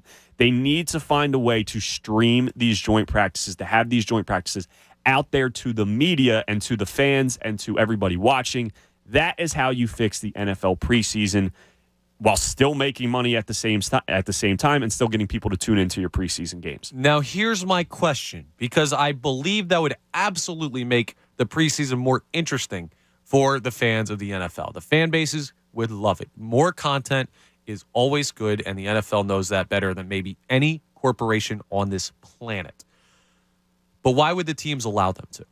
Would this have to be something that's collectively bargained? Like, why would the teams want more coverage of their practices to the point where they got to be conscious about always being on camera? If teams want to find something out and cheat and it's not the cheating thing, because you brought up the competitive, like the joint practices. So they're not seeing, you wouldn't be broadcasting anything other teams aren't actively seeing. You're doing it in front of another NFL team. Of course, yeah. But just constantly having that access, I feel like would be pushed back on by teams. Yeah, it would, but I think when they see the money, and I'm sure they'd be cut a little bit of that check. Somewhat, the NFL is all about money. There's already enough overexposure in the NFL. Man, we have 3 different Hard Knocks. It feels like there's like a mid-season Hard Knocks. As soon as they're done, as soon as a 50-0 loss happens, they got 15 microphones in every player's face. Like there's already enough exposure. I think when I hear we don't want too much. We don't want our plays to be shown. We don't want eyes on us. Like, man, you're in the NFL. You guys are making millions of dollars. The lowest amount you're making is like $600,000. I know it's annoying, but man, you are in a very good situation in your life, whether you're a head coach, whether you're a player, whatever it is. Streaming a couple practices shouldn't be the end of the world for you. I understand there would be pushback. I get that. I think there's a way to find a middle ground there to make it work. I do. Okay. I don't hate the what you're attempting to do. I'm not sure how they'll get it done, but I think what the point of what you're trying to do with the streaming, the joint practices, would definitely increase interest in the preseason. And it would probably help with player safety a little bit if you remove another preseason game, less injuries, because these joint practices seem to be significantly more controlled than an actual game situation. Now, there's a lot of fist fights going on this week in the joint practices. I don't know if you saw the Panthers and the Patriots who were fighting like every 2 seconds. Which would be awesome to see. Like, people would want to see that. It would cut down the complaining about preseason because you get to see everything there, but it would also lead to interest in the actual games because, oh, man, did you see Nakobe Dean looked great. We saw him all week at these joint scrimmages or the 2-3 days that they did it. Excuse me. I really want to see what he looks like on this preseason game on this Sunday coming up. So I just think it's a win-win for everybody. And I don't know if that's something that could actually happen because, like you said, players and teams are so weird about that overexposure like that. But to me, it's so easy, man. Stream these joint practices. It puts extra interest into the practices themselves. Has people stop complaining about preseason and has people watch preseason games as well. To me, it's a win-win. I don't think you're taking Roger Goodell's job, but this is like you're getting a second call from the league office. They're bringing you back in for a follow-up interview. I don't have much on my resume, though. I don't hate it. It's just, radio You got a bunch of good stuff on your resume. 4-time Cheese Ball of the Week winner. It's not 7, but it's all right. You're pretty good at that. Radio, you bartend. Like, you got a lot of stuff going on, Tom Alvord. Appreciate it. Yeah. Means a lot. It's not enough for the NFL, but it means a lot. Thank you. We don't know that. Shoot your resume over there. As long as you're still here on Sundays 9 to noon so that we can do the show together, then I'm good with it. 610-632-0975. Now, we did Cheese Ball of the Week, and Tom brought up the Mets fan. Let's pop back to the phones and talk to Chuck in Las Vegas, who wants to discuss a little bit about Mets fans, too. Chuck, you're on 97.5 The Fanatic. Yeah, I mean, there's not a whole lot to discuss about Mets fans other than they're just the worst. I mean, plain and simple. Yeah, you hit the nail on the head there. That's for sure. No, I mean, look, people want to come at us with these antiquated, Philly fans are the worst, all this. Look, man, I've been to the Penguin Stadium in my Flyers gear. I've been to Citi Field in my Phillies gear. And you will get harassed all game long. And you come to Citizens Bank Park, that's a relatively fan-friendly environment. So, I mean, look, we know this. Apparently the rest of the country doesn't, so. Yeah, and it's just always kind of going to be the national narrative, Chuck. At this point, we kind of got to accept it because people are going to run with it. And part of it falls on us as Philadelphia fans, too, because we will constantly, and I don't think we're wrong for doing this, but, we will constantly respond. If you said something bad about Indianapolis, you get, 2 tweets. If you say something bad about Cincinnati, you'll get, 3 tweets and a targeted ad for Skyline Chili. But if you say something bad about Philadelphia, all of us are going to be in the mentions of that person or talking about it. And I think we're right to defend our city and our fan base and these teams. But that's why it's such a prevalent thing, is because they know the reaction is coming. And that's just why that narrative will continue to exist. You feel me? Yeah, no, that's a good point, Connor. But, just real quick on these games yesterday. First of all, thank God we won that nightcap. Needed it. This has been very tough to stomach, listening to these fans come in our stadium. It's been rough, but thank God for that win. Great job by Schwarber there, kind of galvanizing the group, getting to third base there. And I needed to say this. The first game, the home plate umpire, that was one of the worst games I've seen all year in terms of umpiring. What do you guys think about that? Yeah, he was really bad, and Chuck, we're up against a break, so appreciate the call. Got to let you go. But, yeah, the umpiring was rough.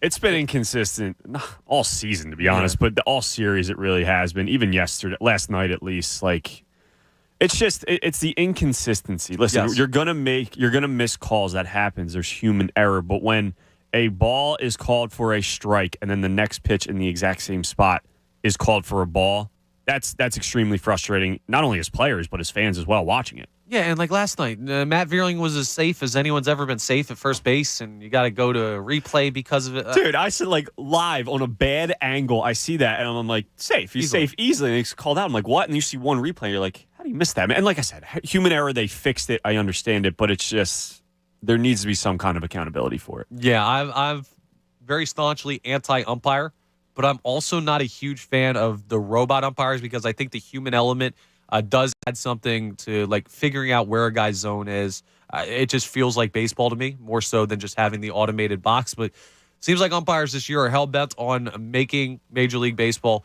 institute robot umpires because they've been bad this year. Talking to you, Angel Hernandez, and, of course, the other umpires who have had trouble. And there's some good ones out there, but not a... Yeah, I think Paul Oberg is the one. Yeah. That's Tyler Zulli's number one favorite person in Major League Baseball, and it's not a player, it's not a coach. No, it's an umpire. Yeah, because he's got like a 99.9%. Yeah, he's unbelievable. Called strike correct percentage or whatever it is. But yeah, so umpires haven't been great. Doesn't matter though. You still got a chance to split the series, and you still got to take advantage. It's same umpires for either side, even if they are inconsistent. So the Phillies a chance to split the series with the New York Mets. That's coming up later today. And we have some Phillies news that we need to get into on the other side because injuries are continuing to pop up for your Philadelphia Phillies. It's that time of year for a lot of teams. And how worried do we need to be right now about it? 610-632-0975. We'll get into that on the other side. Richie in Wrightstown, keep holding on. We will get to you coming up as well. Open lines after that. It could be you, Connor Thomas, Tom Alvord, Mike Vito on the board, and Haley running the YouTube. We'll be right back with you here on 97.5 The Fanatic. 97.5 The Fanatic. Fan Fest 2022 is coming. Saturday, October 1st at Xfinity Live. Doors open at 1 p.m. Presented by FanDuel Sportsbook. Here's what to expect. 100-foot obstacle course, Rockwall Mechanical Shark, the Fanatics Haunted Halloween Beach, the Sixers Half Court, the Philadelphia Union's mobile soccer field, the Flyers Inflatable Goal, Franklin the Mascot, gritty, exotic sports cars, all of our Fanatic hosts, DJ Mo Green, loads of food and beer. And just added, Eagles cornerback Darius Slay. Darius Slay is brought to us by CSL Plasma. The countdown is on. For more FanFest info and ticket raid days, go to 975thefanatic.com. Fanatic Fan Fest 2022, Saturday, October 1st from 1 to 5 p.m. at Xfinity Live and only from 97.5 The Fanatic. Philadelphia. If the best part of your workday is spent listening to us on your drive to work and back, maybe it's time your workday was spent somewhere else. Many of the companies you hear advertising on The Fanatic are hiring talented, hardworking people just like you. Visit the Fanatic job board at 975thefanatic.com/now hiring for links to career opportunities with our partners. Let First Student Philadelphia put you in the driver's seat. School bus driver openings offer a $23 per hour wage and sign-on bonus up to $4,000. Apply today at workatfirst.com. S&S Remodeling, a fourth-generation family-owned and operated home improvement company in Delaware County, is hiring experienced window and door installers. Go to ssremodeling.com. These are just a few of our advertisers now hiring. Check out the full list at 975thefanatic.com/now hiring. We love working with these companies, and we're sure you will too. In order for small businesses to thrive, they need to be smart, efficient, agile, staying ahead of the market at every turn, and finding ways to do more with less. That's never been more important than it is right now. So for a limited time, Comcast Business is introducing Small Business Savings, a deal for companies across the country. When you call in now, you can get powerful internet for just $39 a month for 12 months. $39 a month. With no annual contract and a money-back guarantee. All on the largest, fastest, reliable network for small businesses. With the company that powers more businesses than anyone else. So if you're a small business owner, don't wait. Call and get started today. Comcast Business. Powering possibilities. Offer ends 9/21/22. Restrictions apply. New Comcast Business 50 megabits per second internet customers only. Requires EcoBill and AutoPay. Equipment, taxes, and fees extra and subject to change. Call or go online for details. After promo, regular rates apply. Progressive presents Don't Do It Yourself. Okay, read me the manual. Using a Phillips screwdriver, drehen Sie die Haube, bis sie fit sitzt. What was that? Drehen Sie die Haube, bis sie fit sitzt. This sounds like another language to me.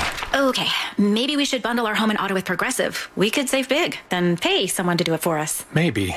What's next? Next, pony ostium pronus and terra. Was that one Latin? Save when bundling home and auto with Progressive and use the money to, not do it yourself. Coverage from Progressive Casualty Insurance Company, affiliates, and third-party insurers. Bundle discount not available in all states or situations. The biannual blowout is just a week away, and we've got a lot of work to do. Keenan's Rug Emporium is rolling out a Labor Day bonanza. We have that flat weave shipment coming in. He needs 10 new sales associates as the crowds loom large. Someone run a stock check on all the Moroccan 8x10s? Indeed can help him hire great people fast. I need Indeed. Indeed you do. We instantly connect you with quality candidates whose resumes on Indeed match your job description. Visit Indeed.com/credit and get $75 towards your first sponsored job. Terms and conditions apply. Meet Harper, teammate at Truist. Hello. She was born to care and always had your back. Like the time her friend's bumper car took a gnarly hit. Oh no! His retainer went flying, but Harper caught it before it got crushed. Today, Harper's a teammate at Truist, the bank with Truist One checking. With no overdraft fees, a $100 negative balance buffer, and automatic upgrades, Truist One checking has your back too. When you start with care, you get a different kind of bank. $100 negative balance buffer. Eligibility requirements apply. Truist Bank, member FDIC. If you or someone you love has been diagnosed with breast cancer, breastcancer.org is here to help. Find free expert guidance online. Learn about breast cancer risk, diagnosis, treatments, side effects, and managing life during cancer. Join breastcancer.org's online community to connect with others who know just what you're going through. Our mission is to empower you to make the best decisions for your life. No one should face breast cancer alone. Find support at breastcancer.org. We buy any car. We buy any car. We buy any car. Any. Trading in or selling your car, truck, or SUV? WeBuyAnyCar.com takes the hassle out of selling in just 3 easy steps. 1. Get your free online valuation. 2. Drive to your local car buying center. And 3. Walk out with your check in as little as 30 minutes. So don't wait. Get your free online valuation now at WeBuyAnyCar.com. Find out how much your car's worth at WeBuyAnyCar. This summer, the General Building Contractors Association is reminding the construction industry and all workers to stay safe while working in the heat. Use the OSHA NIOSH Heat Safety Tool app to check the forecasts and get specific recommendations for heat risk levels. In an emergency, the app is also a resource on what to do and the first aid that will save a life. Learn more about working safely in the heat by downloading Toolbox Talks at gbca.com. We're GBCA, and we're building safer together.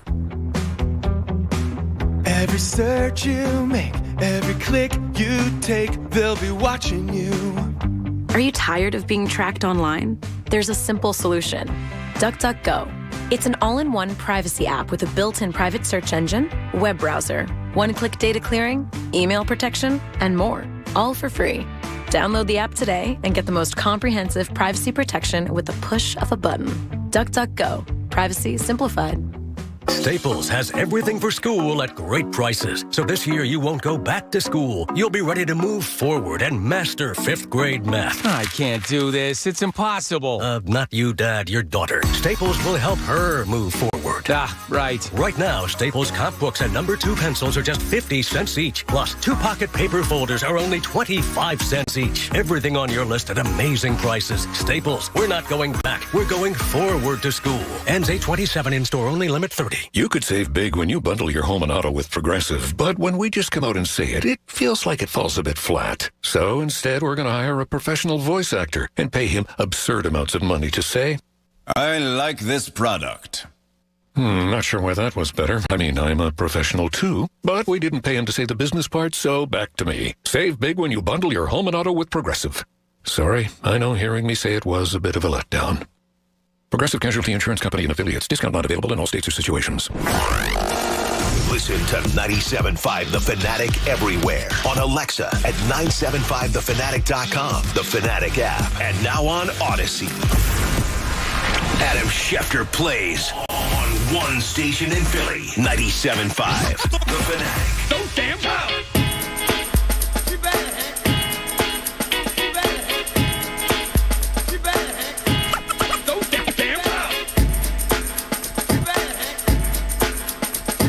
Final segment here for Tom and I, 97.5 The Fanatic. It's 11:33. We were just chatting it up with Tyler Zulli, who will be coming your way next. Who's on the board for Tyler? Matt Menard is on the board. So you'll hear Tyler. You're going to hear Matt coming up at noon. We'll round out this segment, though. Got some interesting stuff to get into. Now, there's some breaking Phillies news, which we want to jump into right now. And then I have to figure out what in the world is going on with the life of Tom Alvord, because he told me something interesting today, and I need to understand the background of it. We'll get into that. But, Tom, would you like to share with everybody the latest news from the Philadelphia Phillies injury-wise? Yeah, breaking news in Phillies world, and it is not good breaking news. Sir Anthony Dominguez has been placed on the injured list. He was not available yesterday because he felt some tricep soreness. That is why he's going on the IL. And Tyler CYR has been added from AAA. That's his last name. I don't think that's a misspell. Missing a couple vowels in there. Sir Kyer? I don't know. Tyler, some guy named Tyler is coming up from AAA to take his place. Yeah, that's not good, Connor. That's not good at all. I would put that strictly in the bad category. And honestly, we already had it on the show sheet that we were going to do today, that we were going to discuss injuries. Did not know that it would be an injured list stint for Sir Anthony Dominguez because he had the tricep soreness that made him unavailable. They found out about 11:30, I think, yesterday was when Rob Thompson said he was aware that Sir Anthony Dominguez had some tricep soreness and would be unavailable for the doubleheader against the Mets. And now he heads to the injured list. Corey Knebel already went on the injured list for the bullpen. And there have been a lot of injuries recently for the Phillies. Now, for those of you that are just zoned in on the Phillies, maybe you're a casual baseball fan, maybe you're just a diehard Phillies fan, but not really listening in around the rest of baseball. I mean, this is a common thing around the league at this point. This is the time of the season where guys start to break. Injuries are going to happen, yeah. Yeah, it's a long season. We're about 120 games in. So it's not unnatural. I wouldn't say that there's anything super weird about the Phillies having these injuries. Kyle Schwarber's calf, Brandon Marsh's ankle that he's dealing with, waiting to come back from. But they've had a lot of injuries this year, and they're going to have to continue to fight through them. The bullpen, though, is in a very precarious spot. And, Tom, you hit the nail on the head when you said what you said when we heard about this injury with Sir Anthony Dominguez being unavailable for some time on the injured list. Thank goodness David Robertson's here. Man, that move. Listen, it flew a little under the radar when it happened because, like, you know, the Phillies bullpen, you can never have enough good bullpen arms, but the Phillies bullpen was rock solid. They had been like one of the best in the league since Thompson took over to the trade deadline at that point. So if you didn't come away with a bullpen arm, you're like, all right, that's, you know, it is what it is as long as you got the starter and the center fielder. Man, especially how he's pitched since he's been here, they would be in a really bad situation if Robertson wasn't here. Absolutely. And now you're looking at back end of the bullpen that you're missing the guy who started closing the year for you in Knebel. You're missing the guy who's currently probably your best closer in Sir Anthony Dominguez. And thank goodness David Robertson's here. But it's, again, I'll say the word I used earlier. It's a precarious spot for the Philadelphia Phillies bullpen. There's not as much margin for error. Now, you still have guys you can get through innings with. David Robertson's been really good. Connor Brogdon, you trust a little bit. Brad Hand's been good this year. Jose Alvarado's been good this year. Like, you have guys you can trust. They like Bellotti a lot, yeah. They like Bellotti. Nick Nelson has had his moments. I'm kind of done with Nick Nelson, I'm not going to lie. I'm with you, too. He's I don't want to say novelty. I'm trying to think of the right word. Like, he's a very unique time where you can use Nick Nelson. Like, he's a long-term reliever, but only sometimes it works well. he's all right for what he is, but he's not a guy I'm trusting with any high leverage innings. They get Coonrod back too. Coonrod showed flashes last season. Yeah. Who knows what he is off an injury? I don't know why they didn't bring Mark Appel up instead of this Tyler CYR dude. Like Appel's been pretty good. I know it's just a nice story, but he's actually been pretty good in the minors, and he's a guy that's and he was flashed. pretty good when he was up here. That's with what the I Major mean. League team. So they must see something that we don't. Obviously, they're there and looking every single day, but. Yeah, people are going to have to step up now. Yeah. Connor Brockton, you might be thrown into an eighth inning role consistently. Brad Hand, you got to keep the good season going. David Robinson, you're the guy for the next probably week or two minimum. So, like you said, injuries are going to happen, but it doesn't feel great, especially with how the first two games of the series had went. No, it doesn't. So I'll just ask you, Tom, how worried are you, and how worried should we be? Because for me, I'm not really at the worried point yet. The schedule's so easy. You still have these guys. It's like if we didn't have David Robertson, I'd be very much worried about the bullpen right now. But because you do, you're in a survivable state. But so I'm not at the point of worry yet. But you're one bullpen injury away from being in a really bad spot. Are you worried, or are you kind of where I'm at, where you're on the cliffside of worry? You're looking down at worry the town. chasm of worry. Yeah. Okay. I wouldn't say I'm worried at this moment. The issue is with all these injuries kind of popping up, as you mentioned, Schwarber, Brandon Marsh, now Sir Anthony Dominguez. This is where depth comes up huge, and the Phillies have lacked depth pretty much, this entire season. I know there's still some guys there, but you're asking Matt Vierling to get more playing time, and he's getting exposed a little bit. You may be asking Jose Alvarado to pitch an eighth inning, which, and I know he's been really good, but I'd prefer to have Jose Alvarado more in the seventh inning area. You're going to be asking Andrew Bellotti to be pitching more high leverage innings and stuff like that. Bradley Zimmer is going to be getting time for you. So, you just kind of hope these injuries are just minimum stay on the IL, but man, if they keep piling up with the lack of depth that the Phillies have, even after making some moves in season with Nick Maton and Edmundo Sosa, a little bit worried, but not overly worried. And it does help that the schedule after this series is pretty damn easy. Yeah, and I'll tell you what. I'm not going to even be thinking of the word bullpen or of starting pitchers or of Brandon Marsh or anybody in about a week and a half, because there's going to be a guy wearing jersey number 3 that's going to be back for this Philadelphia Phillies baseball club. And I don't care if you have Tommy Hunter. Okay, no, I don't want Tommy Hunter in the bullpen. But I don't care who's in the bullpen once Bryce Harper plays for this team again, because I'm going to be so zoned in and excited about that the only time you'll have to be healthy after that is when you get to the playoffs, because they will get to the playoffs. 610-632-0975. Where is your concern with the Philadelphia Phillies injury situation right now that Sir Anthony Dominguez has been placed on the injured list with an issue with his right triceps? Let us know there, and we got a couple people lined up who want to talk Phils. Let's go back to the phones and get to Richie from Wrightstown. Richie, you're on 97.5 The Fanatic. Hey, guys. Thanks for taking my call. I appreciate it. Thanks for making the call, Thanks, man. All right. Quickly, the Mets-Phillies series is not going to make or break the season, but I just want to see them play through the series well and not get embarrassed like they did Friday and Saturday.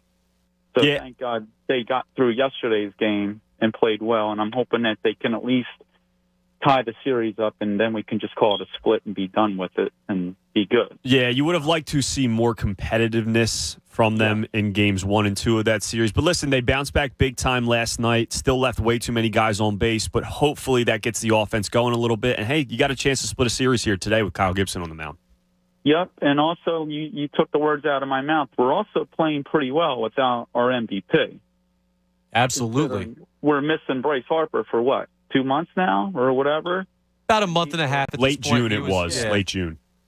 And we're still playing pretty good, and I just need to get him back in the lineup so we can get some more offense on that field, because, their pitching's not going to hold up every game. Yeah, you're absolutely right, Richie, and that's the focus now with the injuries. He's the next guy back. Kyle Schwarber now playing again. So we ran down earlier, I'm not sure if you heard it, but we ran down a stretch of 12 games where the Phillies haven't really created much offense.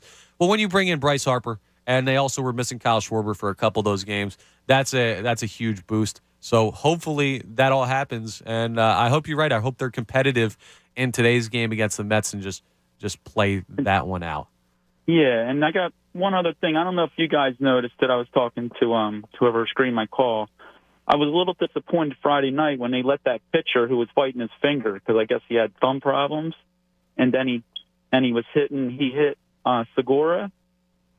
I didn't see this. What happened? One of the Mets pitchers was biting his thumb? Well, the pitcher was our starter that beat him. He had a 21 scoreless inning. Chris Bassett started Friday night. Yeah. So he started biting his fingernails, but all of a sudden he hit Segura, and then Segura came up again and he knocked him down. And it seems to me like Thompson, if he wanted to really step up and be the manager, I would have said, and I can't remember, I think what's his name was still on the game at the time. We got to knock somebody down on the Mets. A little bit of retaliation there is what you're saying. Exactly. You don't have to hit him in the head. But what you did, he just came off the disabled list. We don't want to see your guys on a disabled list. I really thought that was I thought they could have came up a little high, even though they got embarrassed. They could have said, okay, you might have won the game, but, just remember this for the next time we meet. Send a message kind of thing, yeah. I got you, Richie, and appreciate the call, man. Sorry, we're just a little bit out of time there on the call, but no, I'm not that huge of a fan of the retaliation thing. I think it's overrated. The whole, prove we've got our team's back by throwing at a guy. Like, your team knows that you have their back. Like, the guys know in the locker room how you feel about them. I don't know what good it does, and I don't think it was intentional by Bassett to throw in on Segura.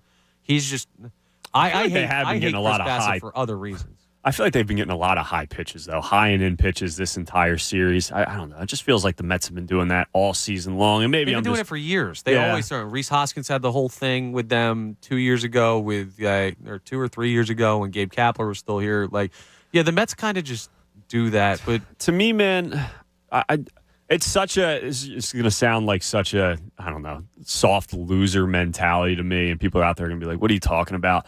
To me, with how little, faith and trust some of these guys have in their control, and I look at guys like Jose Alvarado, like, man, when I see Bryce Harper take a fastball to the thumb and it knocks him out for 2 months, with the high velocity that some of these guys are pitching at and the lack of control that some of these guys are pitching at, I'm kind of done with the throwing at people, throwing high and in, hitting them, because all it takes is one high inside pitch to Bryce Harper that breaks his thumb, and then there's a whole conversation about throwing at people in the MLB. It's such a loser mentality from me, I guess, or such a soft mentality.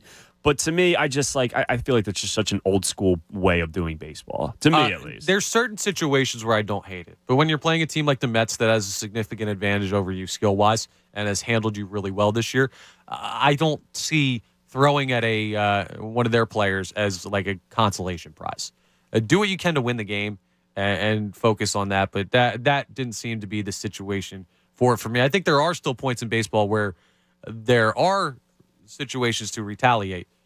They're few and far between in today's game because of the velocity and just because of the way that the game is handled. So let's go ahead and hop over to DeMillo in Jersey next. DeMillo, you're on 97.5 The Fanatic. Good morning. Good morning, guys. Thank you for taking my call. Yeah, thanks for making it, man. Let's go Phillies. Yes, sir. Yes, sir. I'm not a Phillies fan, but I am a Brave fan. I just want to make a note and tell you guys that I've been to many games in Met Stadium, and I've been to a Phillies Stadium, and your fan base is so much nicer compared to the Mets fan base. It's like, you go to the stadium to see a game, not to fight anyone. You go there to have a good time.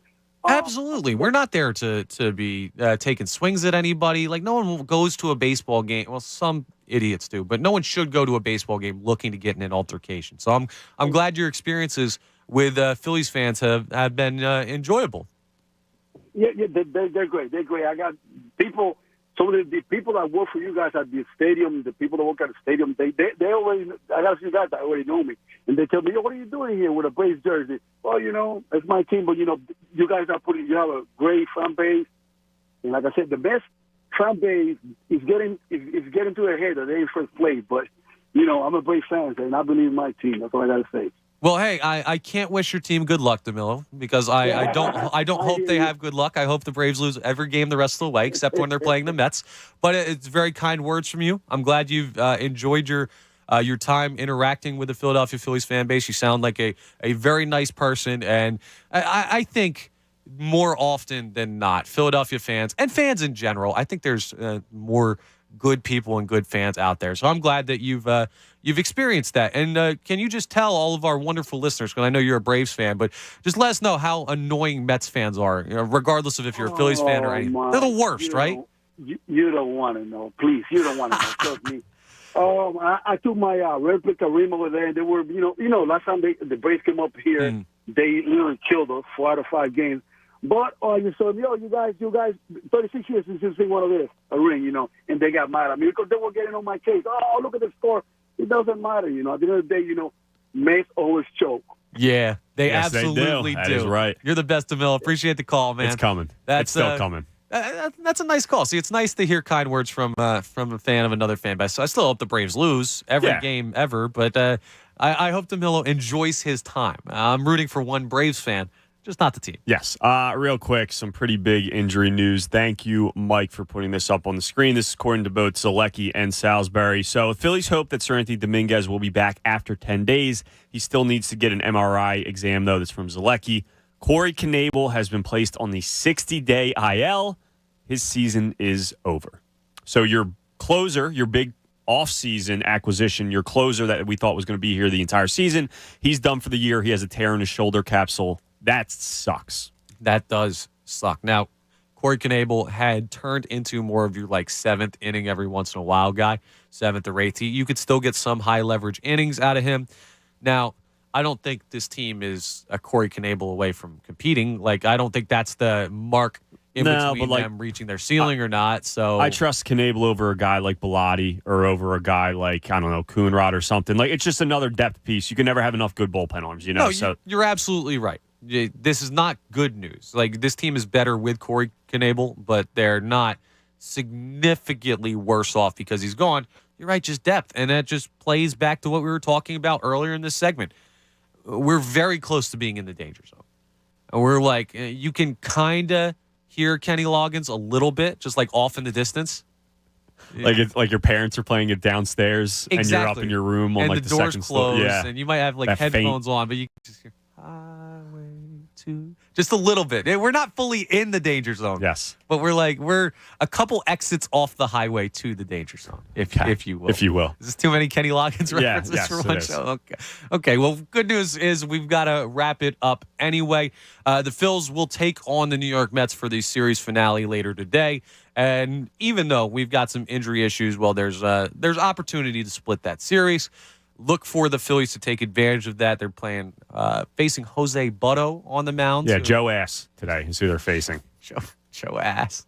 Oh, you didn't have to do that That's to him. his name, dude. What are you talking about? Ass. Jose Butto's on the mound. If they lose to Joe Ass and that offense can't score any runs, that is a problem. No, seriously, the offense has to show up today. You're going against a guy who hasn't made a start this season. You had runners in scoring position last night. You all right over there? Joe Ass is just geeking got you. out I'm sorry. You had runners in scoring position. You have to take advantage of the opportunity.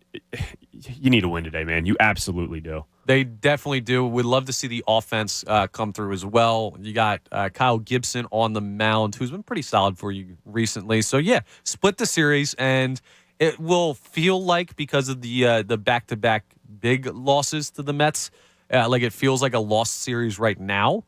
And then you could look back at it and be like, wow, it didn't really feel that good when we were watching it, and they end up with the split anyway. Just a really nice chance to salvage something from a series where the Phillies have not been all that sharp, and your top two pitchers both get dealt losses. And then the schedule gets significantly easier really until the last road trip where you have to go to the Astros to end it. This is the stretch where the Phillies can really, really cement themselves as a playoff team and a chance to steal one today from the New York Mets. So we'll be constantly looking at that. We talked about the Eagles preseason game that's coming up as well. I mean, that's a very interesting thing with the backups, and I'm looking at Jacoby Dean. Tom is busy looking at Jalen Reagor for some reason. He should be the number one read today. Get that trade value up as much as you can. Howie Roseman, Nick Sirianni. You gave good reasons for that, though, so I can't fault you on that. But that is all our time. I'd like to thank everybody who called in, who listened, who tweeted. Thank you to our friends on YouTube. It was a fun first day on the YouTube chat for our Sunday 9 to noon show, and we will be, of course, back next week for Sunday 9 to noon in the mornings. So that'll be great. We'll be on YouTube going forward. And thank you to Mike for running the board. Thank you to Haley for running the YouTube. And thank you to you, Tom, for being here along the way. Thank you. That's so kind. Are we going to have a thank you off? No, let's just hand it over. Tyler Zulli coming up next. He has got you from noon on here on 97.5 The Fanatic. So don't touch that dial. He'll have all the latest on the Phils, Birds, Sixers, everything. So keep it locked right here. That's all our time. And he'll be up next on 97.5 The Fanatic. 97.5